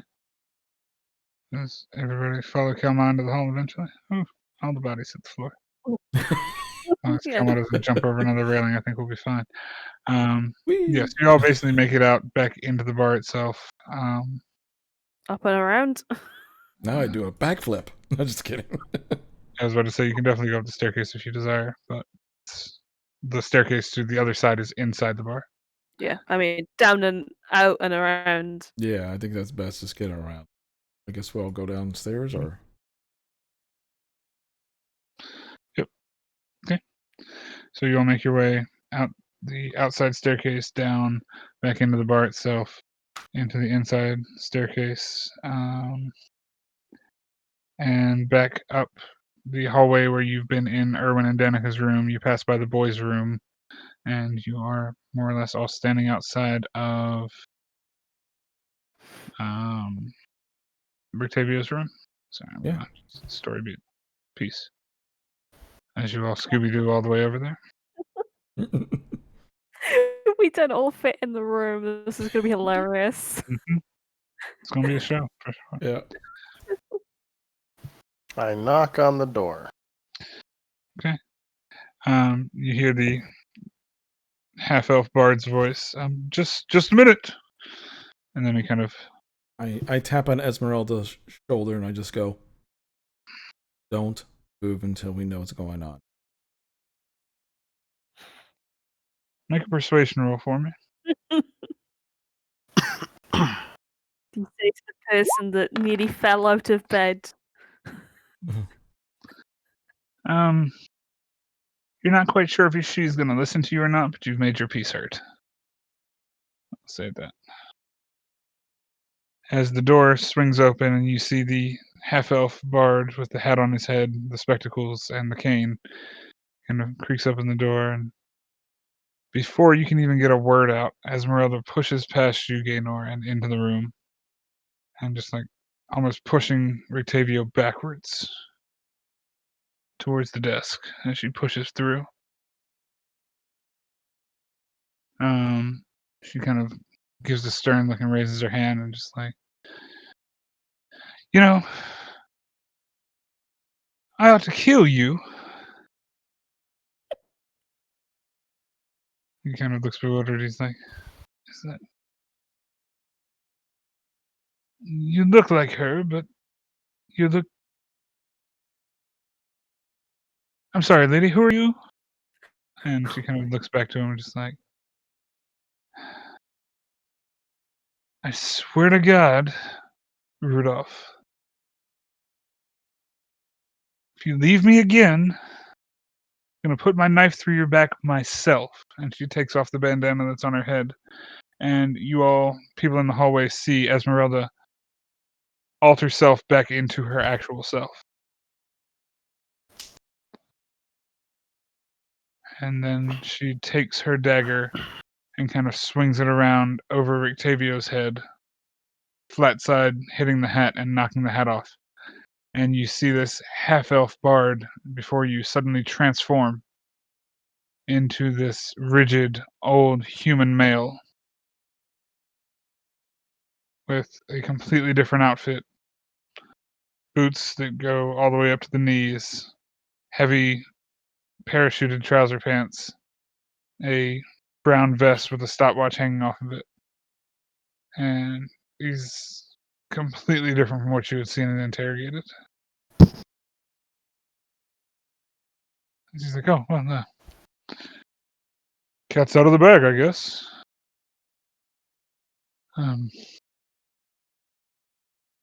Thank you for that, and helping me keep my low profile, as he kind of looks at Esmeralda and just... She smirks. It's like, these ones said they trusted you, so if anybody's foolish enough to trust your stupid ass, deserves to know the truth about who the hell they're trusting. As she looks to you all down in the hallway. Well, she kind of looks over at Gaynor. It's like, you all just gonna stand out there? You He's get in here the so we can do way. some I'm business. looking walk around a in. very large minotaur. Mhm. Yeah, Trying to see what's going on. I just yell out. I go, he's standing in the way. What do you want me to do? So the room is about 10 feet by 10 feet. So it's definitely not going to fit you all. As Trovik's just kind of like staring at the frame. Well, Trovik goes in. No, just No, kidding. Trovik, that's completely fine. You push by It's everybody. fine. You and can go. walk in if you want. You know. I'm just Come gonna on, call. man. Do you want to use the boys' room? Boys' room's bigger.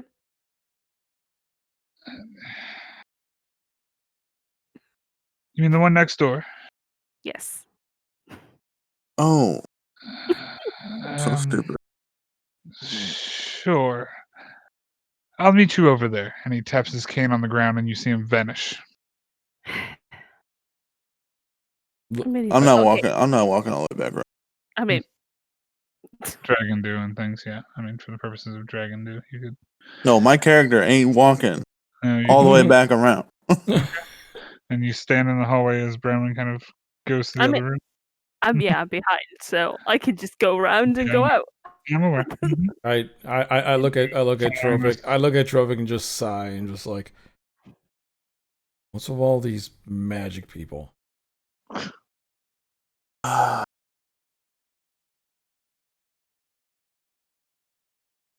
look over at Gaynor. Go, Mage. Go check on Branwyn. Not a mage. Okay. And I follow Esmeralda out. Okay, If so you can get Esmeralda slides past easily enough. Gaynor easily enough gets over there as well. You're all in this another hallway. Irina is just like, well, I guess I'll follow, and Osgood will also sneak in. For the retrofitting of purposes, are you coming? Yeah, we're just gonna be kind of like, for the sake of people, so people could see what's going on. Yeah, for the sake of everything, everybody gets in to the room, save Trovic, who's standing on the other side. pouting. Big Minotaur body, man. He's got to lug that shit up steps. It's a pain in the ass. Yeah. Carrying 2 axes, man. I have 6 weapons on me. What are you complaining about? You and your finesse weapons, though. Okay. So as you all make it into this room, Esmeralda had put her bandana back on to walk through the same way she looked beforehand. She kind of looks over at Von Richten and just like, so you want to tell me why in the hell you came to Barovia? And he kind of looks a little bit sheepishly and just like, you kind of have me in a corner, except for the fact that I can teleport anywhere around here. Fair enough. He kind of looks at you all. He's like, well, you all are going to find out sooner or later, so it's best you find out now. I came to this land to do one final bit of monster hunting. I came to this land to find, overcome, and defeat the Demon King himself, Strahd von Zarovich. It was my own personal goal to deal with those Vistani who had my son kidnapped and brought here. He just kind of looks over, and Esmeralda's face becomes a little bit more grim. He's like, I know I said I'd put it to rest. I know I said I wouldn't seek my vengeance, but after being trapped here in the first place, I figured 2 birds, 1 stone. She just kind of looks disapprovingly at Von Richten. He continues to talk to all of you. I still haven't found out enough about the Keepers of the Feather. I'm not comfortable trying to make a move on the Vampire King himself alone. I am surprisingly grateful to see you here, Esmeralda, as I did not think my protege would come so hastily into the land of Barovia. She kind of looks over at Von Richten and just kind of, what do you mean, hastily? It's been 3 years. You just see his face kind of go more white if possible. He's just like, it's impossible. I've only been here for 6 months. And there starts to be a sudden realization in the room.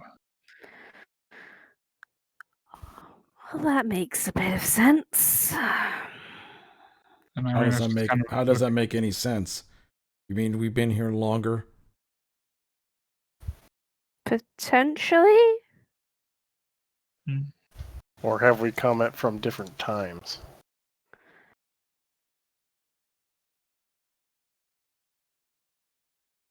Time travels a bitch. No, excuse me. Ba-da-da-da-da.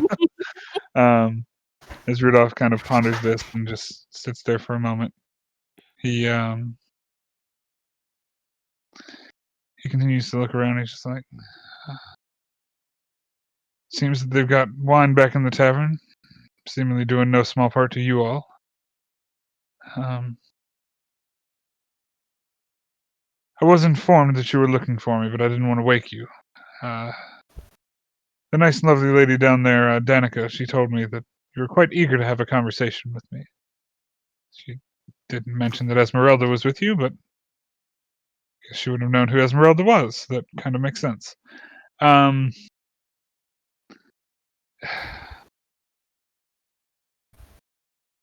he kind of looks over at Esmeralda. He's like, so what have you been doing with your time here? She's like, well, I went to the wizard's tower that you had been to.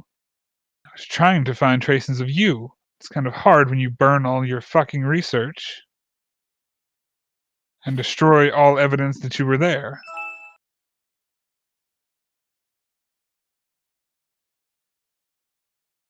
He just kind of looks back and just like, I didn't want anyone to find anything that I had done, because they would surely know that there's a vampire hunter in this land. And as soon as I'm found out, I'm as good as dead. Strahd won't suffice any of us to be here. Myself or you at all, Esmeralda. She kind of looks over, shows him the wound on her chest, and is just like, yeah, pretty well aware of that. He shows a bit of concern to her wound, but he's not showing over amounts of compassion at this point. He just kind of looks around at you while he's like, so the Vampire King. What are our chances, would you think, with everyone in this room? And he kind of looks around, kind of half-heartedly, but curious as to y'all's opinion on the thing. Esmeralda kind of looks up and is like, well, I'm heavily injured.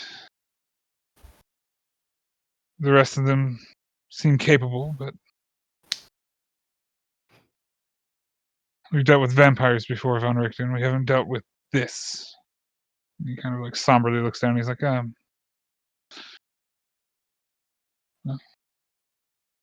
what do you all think? And he kind of looks over the rest of the room. Should we take a crack at the big guy?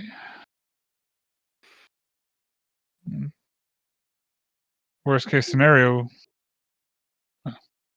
none of us are coming back from this land anyway. Well, worst case scenario is we stay stuck in this land as his servants for forever. She makes a good point. Make a sleight of hand check for me. Okay. It's the closest thing to a stealth check or a hiding check that we have. So, I can make a deception check. I mean, whichever's better for you.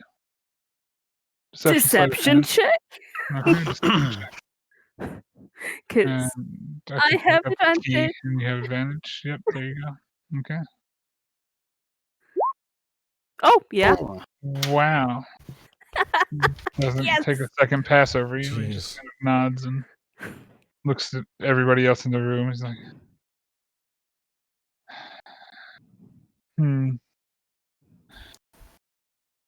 maybe now is not the time. And if we're feeling reckless, I don't see a problem with charging the castle, but the local folk have told rumors that over 200 people tried to assault the castle at the same time when the Mad Mage of Mount Baratok led them into battle, and none of them seem to have survived. I mean, assaulting a castle is one thing. What if we happen to, say, have an invitation through the front door? He That's kind how of I generally get into people. looks quizzically at you and just, you were invited to the castle. Mm-hmm. a few times. And he just kind of like ponders for a moment, and then he's like, well, it may work for your lot, but he already has suspicions that I'm in this land. He's not sure of anything yet, but I'd say revealing myself would probably not be the way to go. And Esmeralda kind of looks over. It's like, yeah, and that bitch of a bride he's got, she knows my face. So Which one? she kind of looks over at you. She's like, dark brown skin, gaudy gold jewelry. I didn't get her Oh. name before she tried to kill me. The druid one. Oh, yes. Fun. Yeah, it tracks. She brought about 20 druids to the city and started attacking it. Crumbled the walls. That's the one. Yeah. She knows what I look like. And there's no way she's not in that damn castle.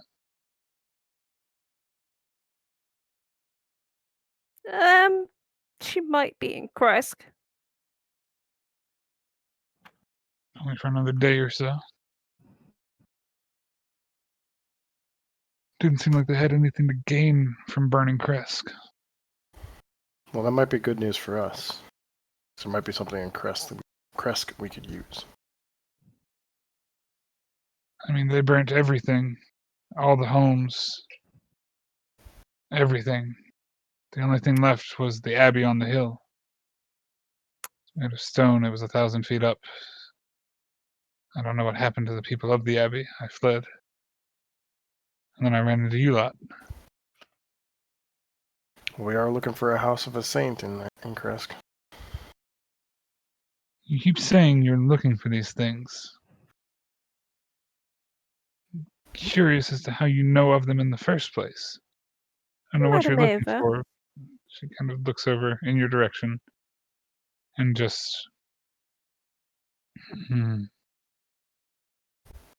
So you had the lady read your fortunes. Had more like she did it to us. The option was definitely not presented. I agree. Yeah, she's funny about that.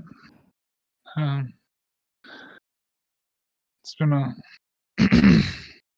interesting story behind her in general. How so? Not quite sure of what connection she has with the Vistani, but she's not inherently one of them. That much I do know. Well, they all And seem to respect her. she's led them for years and years, but as far as I can tell, she's not of pure Vistani blood, and therefore cannot leave the land of Barovia. I see. Well, she did mention you. You were one of the things she told us to find. She kind of looks, pauses for a moment, strokes her chin just for a moment, and just like, I wonder. She kind of reaches into her pocket, fishing for something. Is anybody doing anything else with this conversation? Is Rictavio's just kind of like, or Rudolph at this point is just kind of like looking at you all. What does this mean? And he's just confused. I want to. I look at Rudolph and I'm like, so where were you when you didn't come back from your usual feeding of your animals?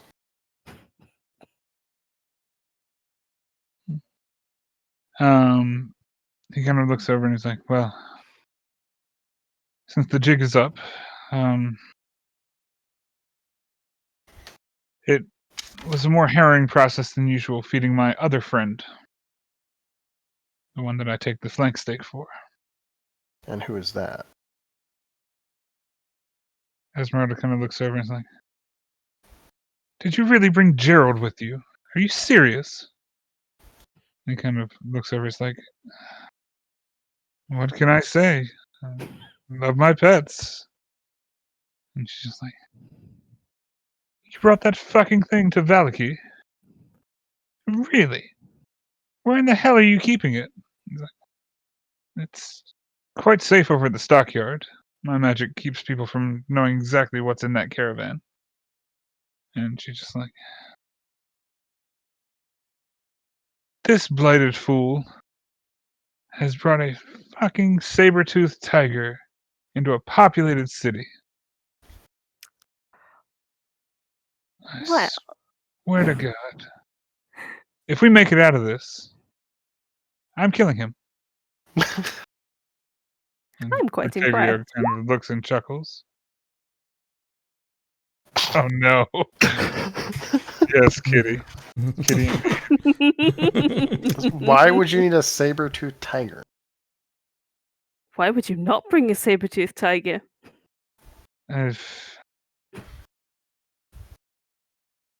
I've trained my friend Gerald to track down people I consider foes or enemies with just a sniff of their scent or a bit of clothing. It Kind of looks a little bit sheepishly and just like, as most of you know, I had an ulterior motive when I came here. I can shelve that process for the greater good for the moment. But my revenge will happen as long as I'm on this earth. Well, not really this earth, but you get what I mean. We don't.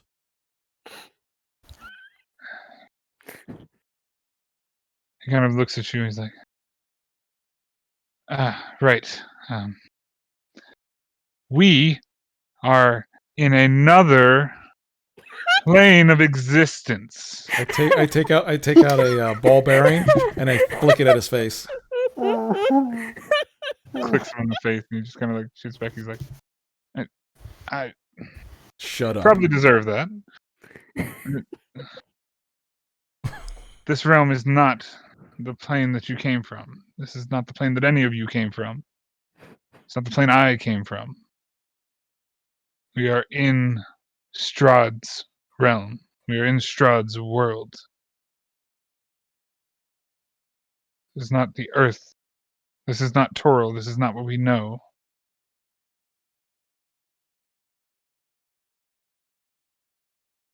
And I will not die and be trapped here forever.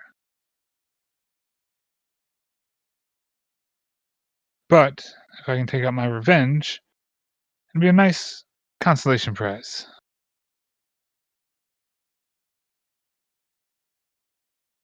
I believe some of you said you would help me with that endeavor. Esmeralda kind of looks around to the rest of the group and just back and forth stares. I mean, we went and saw the Vistani camp you talked about. They all don't seem... I mean, I wouldn't say they're all evil, but there are a few there that I wouldn't mind ending. Okay. Octavia just kind of looks around.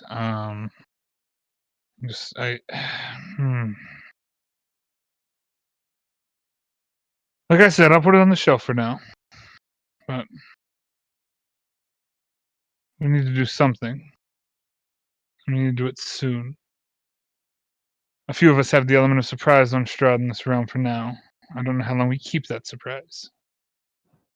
We may have days, we may have a week or two, but not much more than that. Well, I look at Esmeralda. I'm like, we have a day until we can go to Kresk, until we know she won't be there, or at least some time. Would you accompany us there? She kind of looks over the group and... Indeed. She kind of looks over at Irina and looks over at Octavio and curiously looking to see if they might come as well. And Rudolf Unrichten kind of looks over. He's like, I think keeping a low profile here would be my best bet. He kind of looks over to Irina and just like, I would also recommend that you not leave Valaki. It would probably be very dangerous to give Strahd exactly what he wants out in the open. Irina kind of looks at him, looks at the rest of you. I'm curious as to what your opinions on this are, but she kind of looks back and just... And you would attempt to protect me then? And Von Richten kind of... With every bone in my body. If you stay here, I will do my best to keep an eye on you. Make sure that nothing happens in these walls. I look back at Esmeralda. I'm like, how much are his bones worth? She kind of smirks and chuckles. She's like, it depends on who you're selling them to. To the right vampire, probably quite a lot. You'd probably make a nice trophy set. He's already killed 25 of them.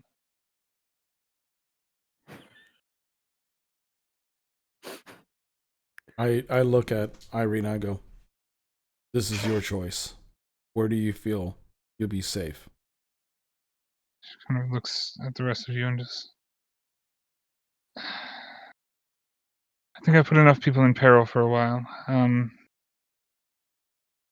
She'll go into Kresk, and there's potentially more vampires or things there. I don't know if it's best for me to be around them again so soon. I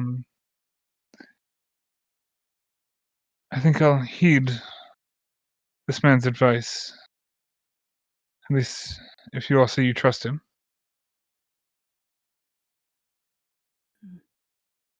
He's more trustworthy than most in this land. It's about all we can get sometimes, isn't it? She kind of sits on the bed, contemplating and nodding. And there's friends that could get in contact us if you really needed us. If you stay in indeed. Valaki. You do seem to have quite the support. Irina kind of looks up. She's like, didn't you have a letter? Which one?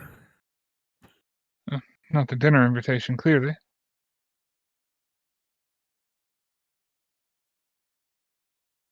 Is confused. The one for the owner of this tavern, I believe. Did I have it? Oh, I did have it.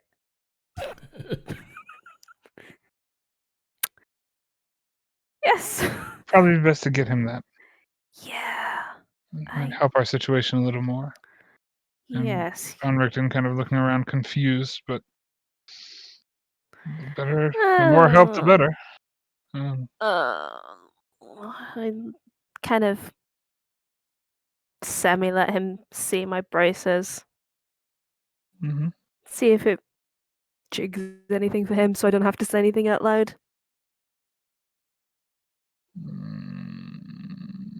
Say what? For who? What? For Von Richten. Mm-hmm. Yeah. Because Oh, I've been he kind of has trying to no- keep them slightly behind my back, just like. Mhm. It triggers nothing. He's not aware of Cool. what not and what to.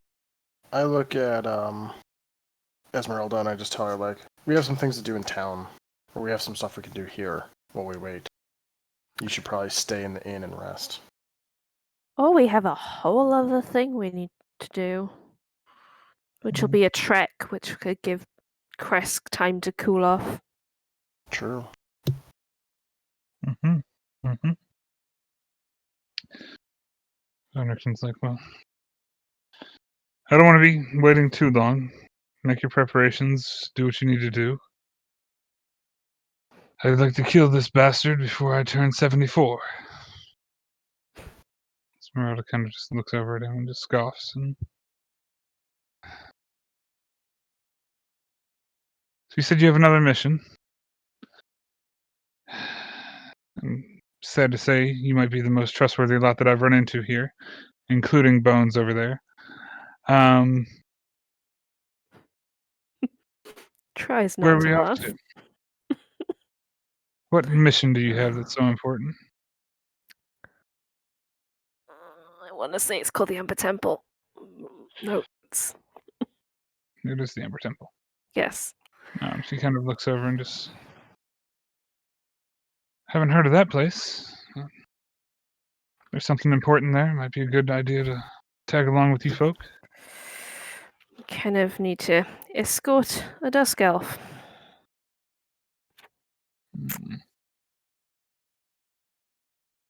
He has something we need. Fair enough. And from there, we could probably head to Kresk. We also need to take care of a certain issue. And I look over. Yes, and there's that. I'm sure I'll hear about that on the road in time.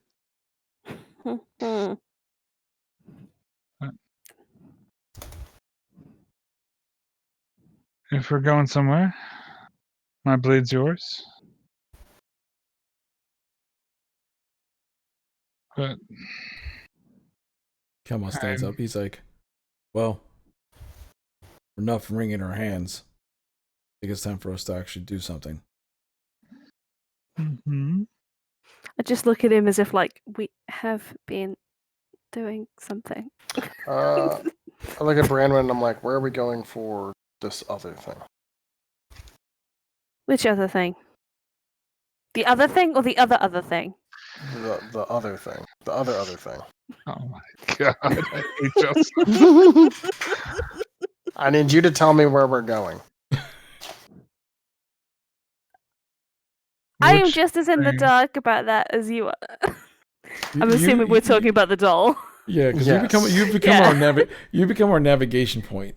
Oh, I did not give you the updated map. I apologize. I will do that after this session. I'm so Correct, yeah. sorry.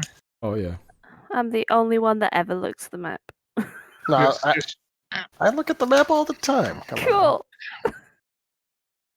I mean, I legit don't know. We should probably. I'm getting to a map. Hold on, I can share you a map. It's actually a map. I mean, we're talking about the doll MTC, so. Yeah. Oh, right. Yeah, you're talking Right. about the doll, so you wouldn't know anyway. So we should probably head to the toy maker again. See if he's made any more interesting toys. He seemed. I don't know. But if he's made those toys, we might know where he'll know where they've been sent.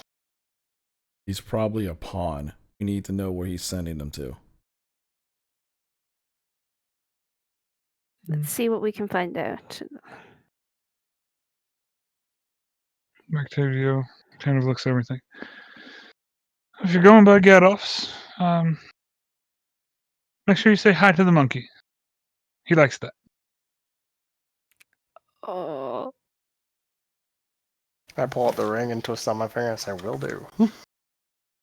Kind of like jaw drops a bit, and he's just like. As the door closes behind you, as you walk out, you just hear, "What the hell?"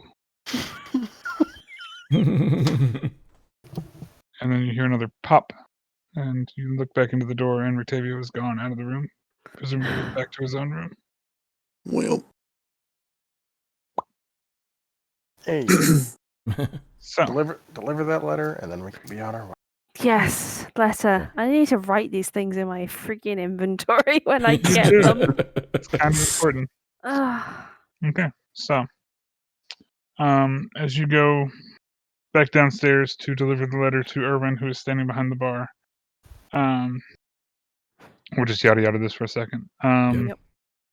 You hand the letter to him. He opens it, reads it very carefully, kind of nods in your direction, and just, So that's what happened. Appreciate the fact that it was sent by my father himself. It's comforting to know that he's still alive. I cannot thank you enough for your aid. You and your companions have the full support of the keepers when the time arises.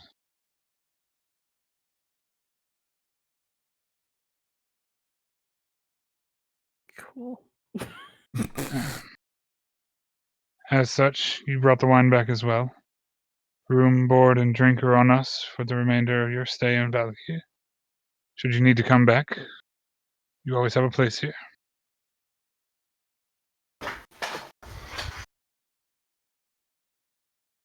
Woohoo! Yay. Home based unlocked. Dun-dun-dun-dun.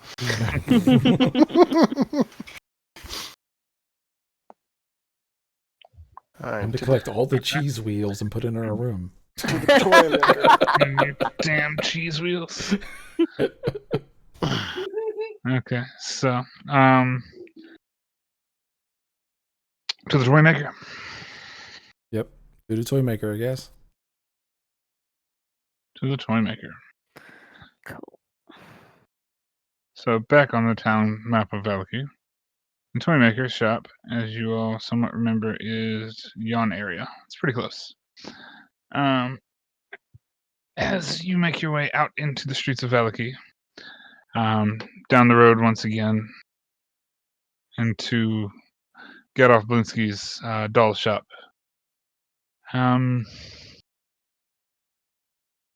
Your party now consists of Esmeralda, and you've removed Irina and Thunderton from the party, more or less. Yeah. Just for story purpose. You still have the horses. They are presumably tied up in the stables. I would assume, just to retcon the fact that you haven't given the horses back yet, but you probably don't take them to walk to the local place. Yeah, no.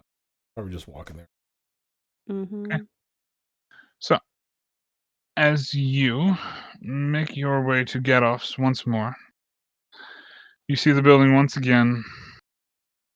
Outside of it, simple, nothing crazy. You see the dark entrance portico above with the wooden sign shaped like a rocking horse with a bee engraved in both sides. You see the arched lead frame windows, and you see the very familiar moniker, "Is no fun, is no Blinsky." You're standing outside of the store.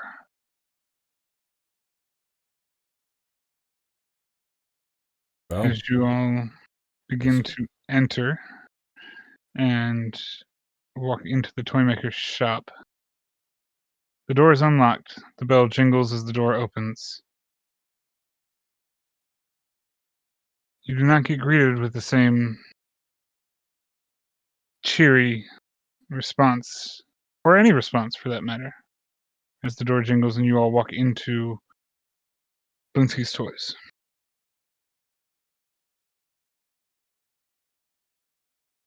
can I do a quick look around to see? Sure, make a perception check.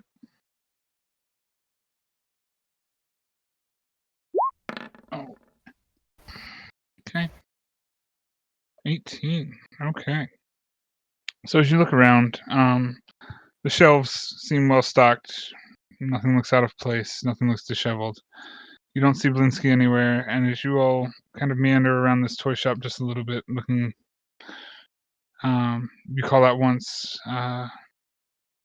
to Mr. Blinsky. No response. You all wait for a moment or two more, and then you see a tiny monkey running out of the back room and kind of like darting under the countertops and tables before kind of climbing up on a table and just like sitting perched on one of the tables, kind of looking at you all, strained and distressed. I walk up to the monkey, and I look over at Gaynor with my hand out. I hand him the silver collar. Mm-hmm. Okay. And you attempt to put it on the monkey's neck. Yeah.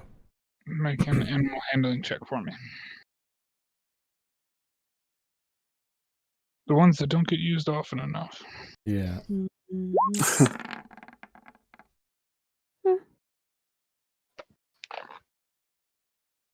Fire.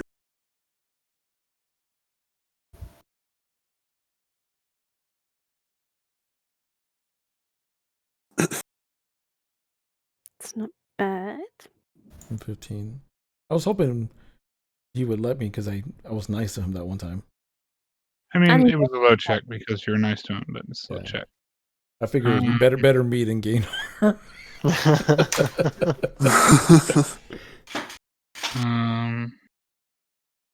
Okay. Gaynor's got to roll with disadvantage. Yeah, pretty much. No, that was enough of the check. So it allows you to put the collar on its neck, and then it kind of like crawls up your shoulder and immediately starts jabbering away in your ear. You hear this frantic, just like, it's not the happy, cheeky monkey that Gaynor heard. It's very panicked, like, something happened to him. Something happened to him. He's in the back. He's in the back. I just turned to everybody saying, Blinsky's in trouble. He's in the back. That's what the monkey's saying. And I immediately hop over the counter and go to the back area. Okay. So as you hop over the counter, is anybody else following to the back room? I am following. Okay, Mhm. 1, 2, and we'll say everybody kind of makes their way back there. Trevik being the Yeah, biggest, we're taking the back. longest to get back there based on the size of this tiny area. Wow, okay. I'm sorry. Tight counters and corridors. It's toys. So you're knocking over all the toys? Bull in a china shop, or are you just trying to make your way back there? I take offense to that. It's not inaccurate. Anyway, so you all make your way back there, jostling each other for position. And Kelma, you're the first to reach back there, and as you kind of hop over the counter and walk into the back room, you see a sackcloth chubby man with a jester's hat, a purple and green shirt or uniform of some sorts. And you see a sackcloth version of Gadolf Blinsky. I'd say to the monkey, I go, is that him? Of course it's him. Who else would it be?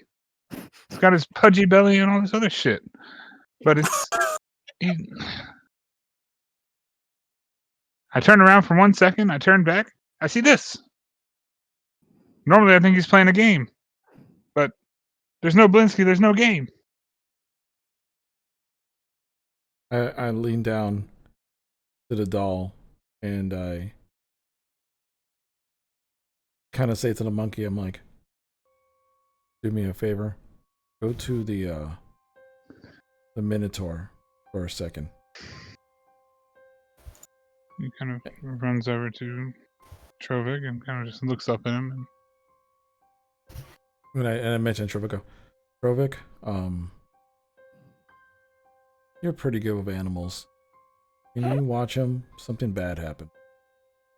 And everybody can see that there's a Sek Blinsky at this point. Can I look around for a familiar red-haired doll? Make a perception check for me.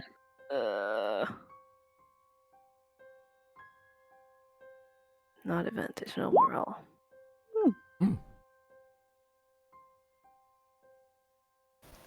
Okay. As you look around this room, and you kind of look around the room prior to you, you see that the spot where you had previously seen the doll in this location, where it flashed into the corner and then disappeared before your eyes, there's another doll sitting in its place, but it's just a normal doll.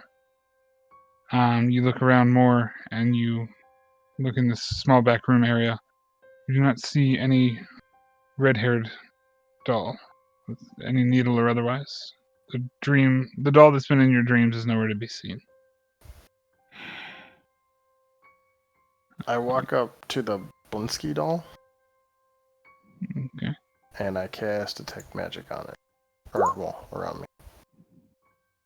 As you cast Detect Magic, you sense magic on the doll itself, completely around it. Uh-huh. It is. Sorry.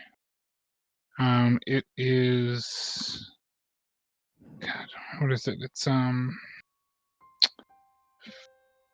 gonna kill me that I don't know all the schools of magic like I should. It is not evocation. It's not conjuration. It's not divination. The hell is it called? Transmutation? It is transmutation. Boom. Okay.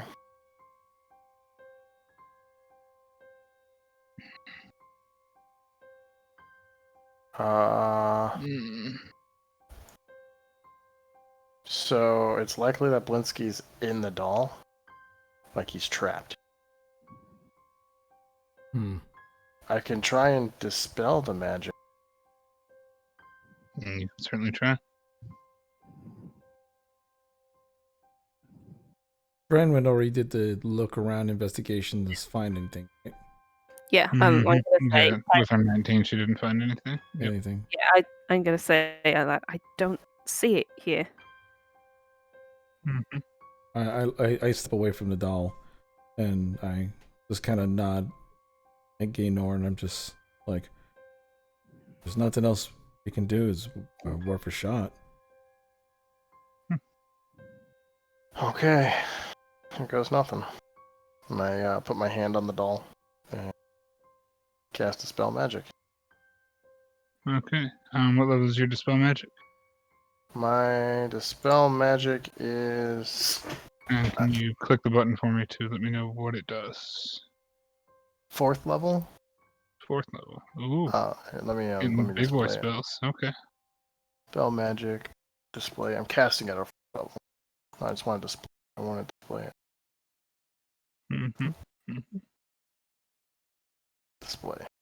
Sure, I'll roll. There we go. So I'm casting it at 4th level. Okay, at 4th level, yes, indeed. What do I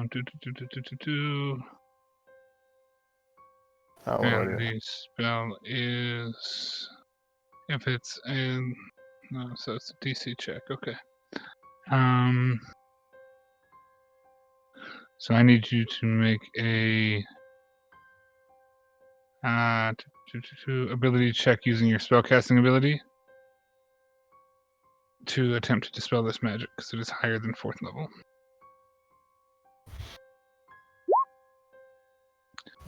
It's 16. Mm-hmm. Very nice. So, if you're making a check and you match it, you succeed, correct? Correct, yep. As you reach out and attempt to dispel this magic that's over this doll, you see the shape slowly grow and reform into the large, rotund, jester-dressed man, Blinsky, as he's now sitting on the floor. And as he resumes his size and his shape, and he kind of like immediately reaches for his face, and begins like picking at his mouth as if he's trying to like rip something open. However, as you all look at him, there's nothing wrong with his mouth or his eyes. He seems like he was trying to like reach up toward his mouth, and then he kind of gains consciousness once again. He's like, looks at you all, and oh, that was a terrible situation. I thought I was goner. What happened? Little demon doll. She attacked me with big needle. Red She- hair, little white dress. That's the one. It's very strange. Mm-hmm. Where was this at? Like, did it happen here? Were you taken somewhere? She ran at me from the shelf over there on the wall. I was back here feeding Piccolo, and the next thing I know, she is taking the needle and sewing my mouth shut.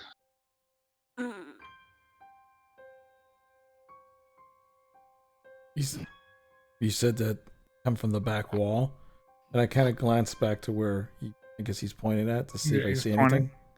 anything. It's the same shelf that Bramwin saw the doll sitting on prior to, but is now not there. Blinsky owes you much. He's very scared. It looked like doll Blinsky makes, but it was different. About dolls that you make. Have you made Yes. it? Have you made any of our members here? No one has commissioned Blinsky to make the dolls of the Blue Man, or the Big Man, or anyone else in your party. Hmm. Had you seen I this? could make them if you wish. No, No. just rest here for a while. I must find some way to thank you. You have been most kind to Blinsky. You saved Blinsky's life. I could have been sold on my shelf like the rest of the dolls. Have you ever met somebody that was a bit, or sold anything that to somebody that seemed a bit strange? Other than the dolls of your other beautiful friend, to the man with the arm, no. Blinsky just makes happy toys for the little boys and girls.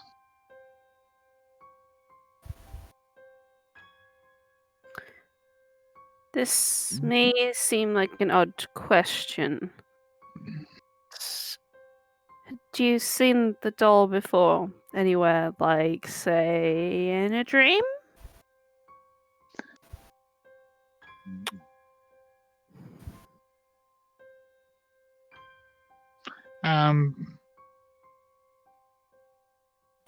No. I don't think.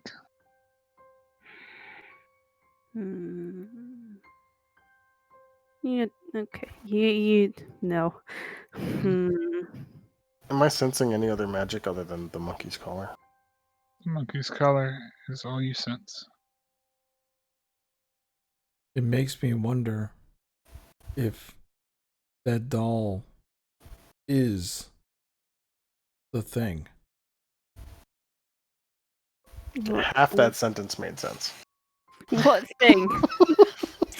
And I was like, they come up and says, no, that the doll is the creature itself.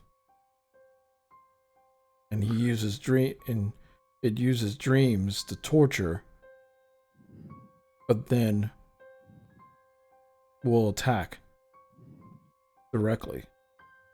So how do we find something that dreams to attack.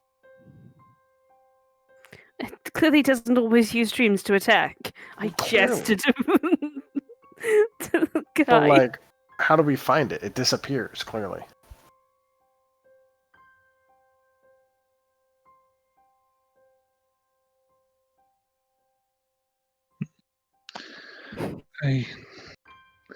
I must rest.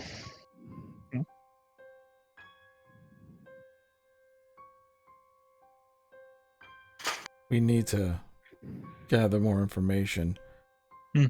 Every time we come to here, we have no leads. We just know it keeps coming. We don't know where to start.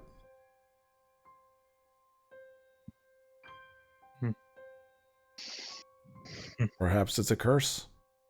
Who do we know that deals with curses? Perhaps we have to go all the way back to The Barovia. house. Go back to the house. That's Perhaps. the first time we've seen anything with this. That's a journey in the other direction. Very Where we true. need to go. Seems to be bugging you the most, Brandon. What do you think? I think I want it gone. Then do we go back? I don't know. I know nothing about magic things. I just kill people. Lindsay kind of looks over as you say this and just like, as long as it's not Blinsky. Blinsky appreciates your killing of the people. What?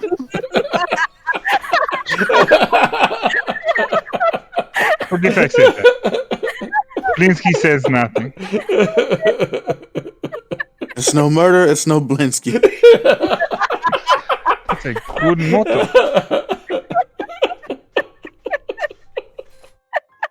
What the heck? That might need to be on my line of toy weapons.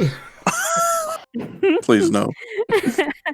If you're ever in Crystal Reach, I can hook you up with some people. What is a crystal reach? And he kind of looks at you with the most bland expression ever. It's where I'm from, never mind. Kind of looks and just I just tap Blinsky on the shoulder and I'm just like, how about now you just focused on resting, maybe take a day off, and we'll look into this. If you happen to find any information or any more strange bouts happen, just, we'll be back and you can let us know. And if we're not around and it happens again, I suggest your friend goes to find our friend in the tavern. kind of looks over. It's like,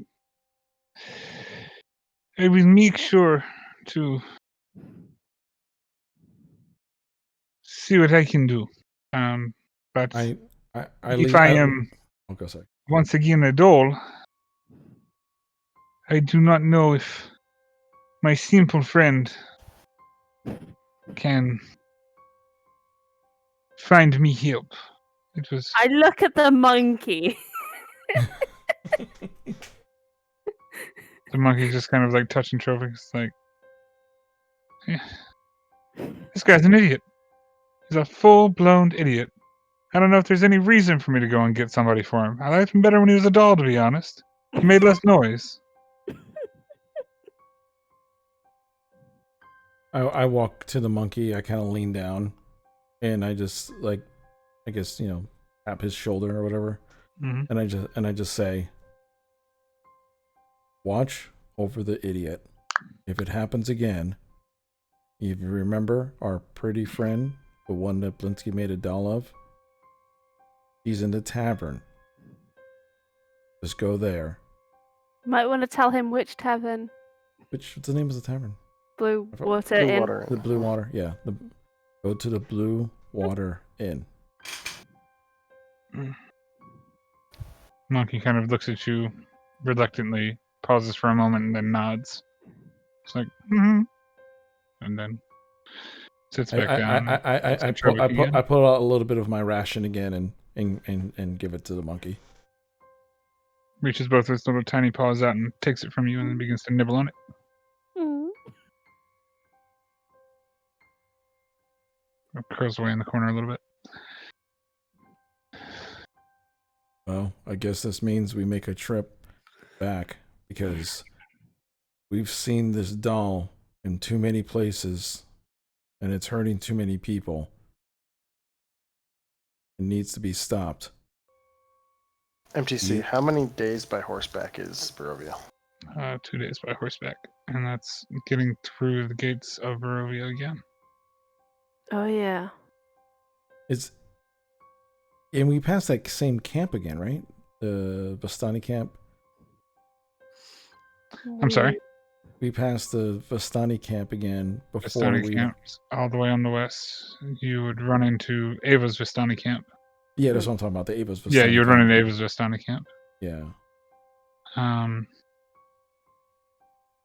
Maybe that'll be a question for Ava. As he's with us. Esmeralda kind of looks at you and just like, if the witch has already given you answers, I don't know if she's going to give you any more. Didn't I see that? No, I didn't see that she had those. Never mind. You did. I did. I saw that she had the same deck. Mm-hmm. What about you with your cuts? And it looks over. It's like, I'm a bit out of practice, but I too am a diviner. I could perhaps whip something up if we had a little bit of time. Anything for information on this? I can't guarantee what the information will be about, but it's not the way the cards work. They tell important things that you may need on your travel, but they don't answer specific questions. Ah, divination. Wonderful. It's the tried and true method of... She kind of cringes as she says this. My people. How long would this take her? The normal time of a card reading, not long at all. Okay. However, as you all begin to go back out into the streets of Valaki, leaving Blinsky, the monkey, and everybody to their areas, with Esmeralda preparing to do a card reading for you all feel like something or someone may be watching you as you enter back into the streets. You're not sure. The hairs on the back of your neck stand a little bit more stiff and firm than they did beforehand. You feel a cold chill of wind coming through the air city streets. And that's where we're going to end the session. Oh. Ooh. Oh, Ooh. okay. Okay. Sorry, it is 6 o'clock. And so I apologize for such a short session, but I have family commitments that I need to take care of. So Gotcha. Okay. Yeah, makes sense. At least it wasn't all spent dying to a rock. Yeah, pretty much. it's true. We survived The a rock lot. was ready to kick your ass, by the way. You're very lucky. Yeah. Yeah. Thank God we leveled. Yeah, exactly. Speaking of which, Yes. Speaking of which. we leveled again, didn't we? No. She's part of our group now. I would have to figure that out. Okay. Oh. I will let y'all know before next week whether or not that's the case. Okay.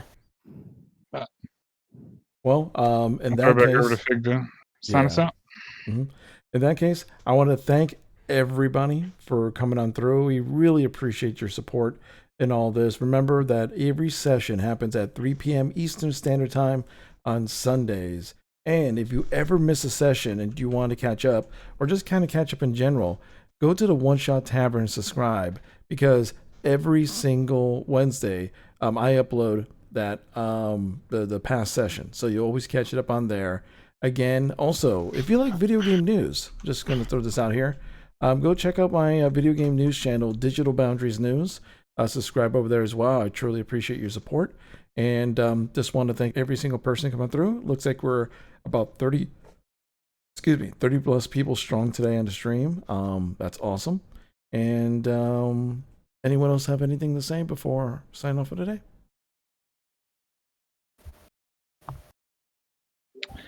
I think I'm good, honestly. Okay, awesome. Well then, thanks everybody for coming on out. We'll see you again around 3 p.m. Eastern Standard Time on Sunday. And as always, take care. Bye-bye.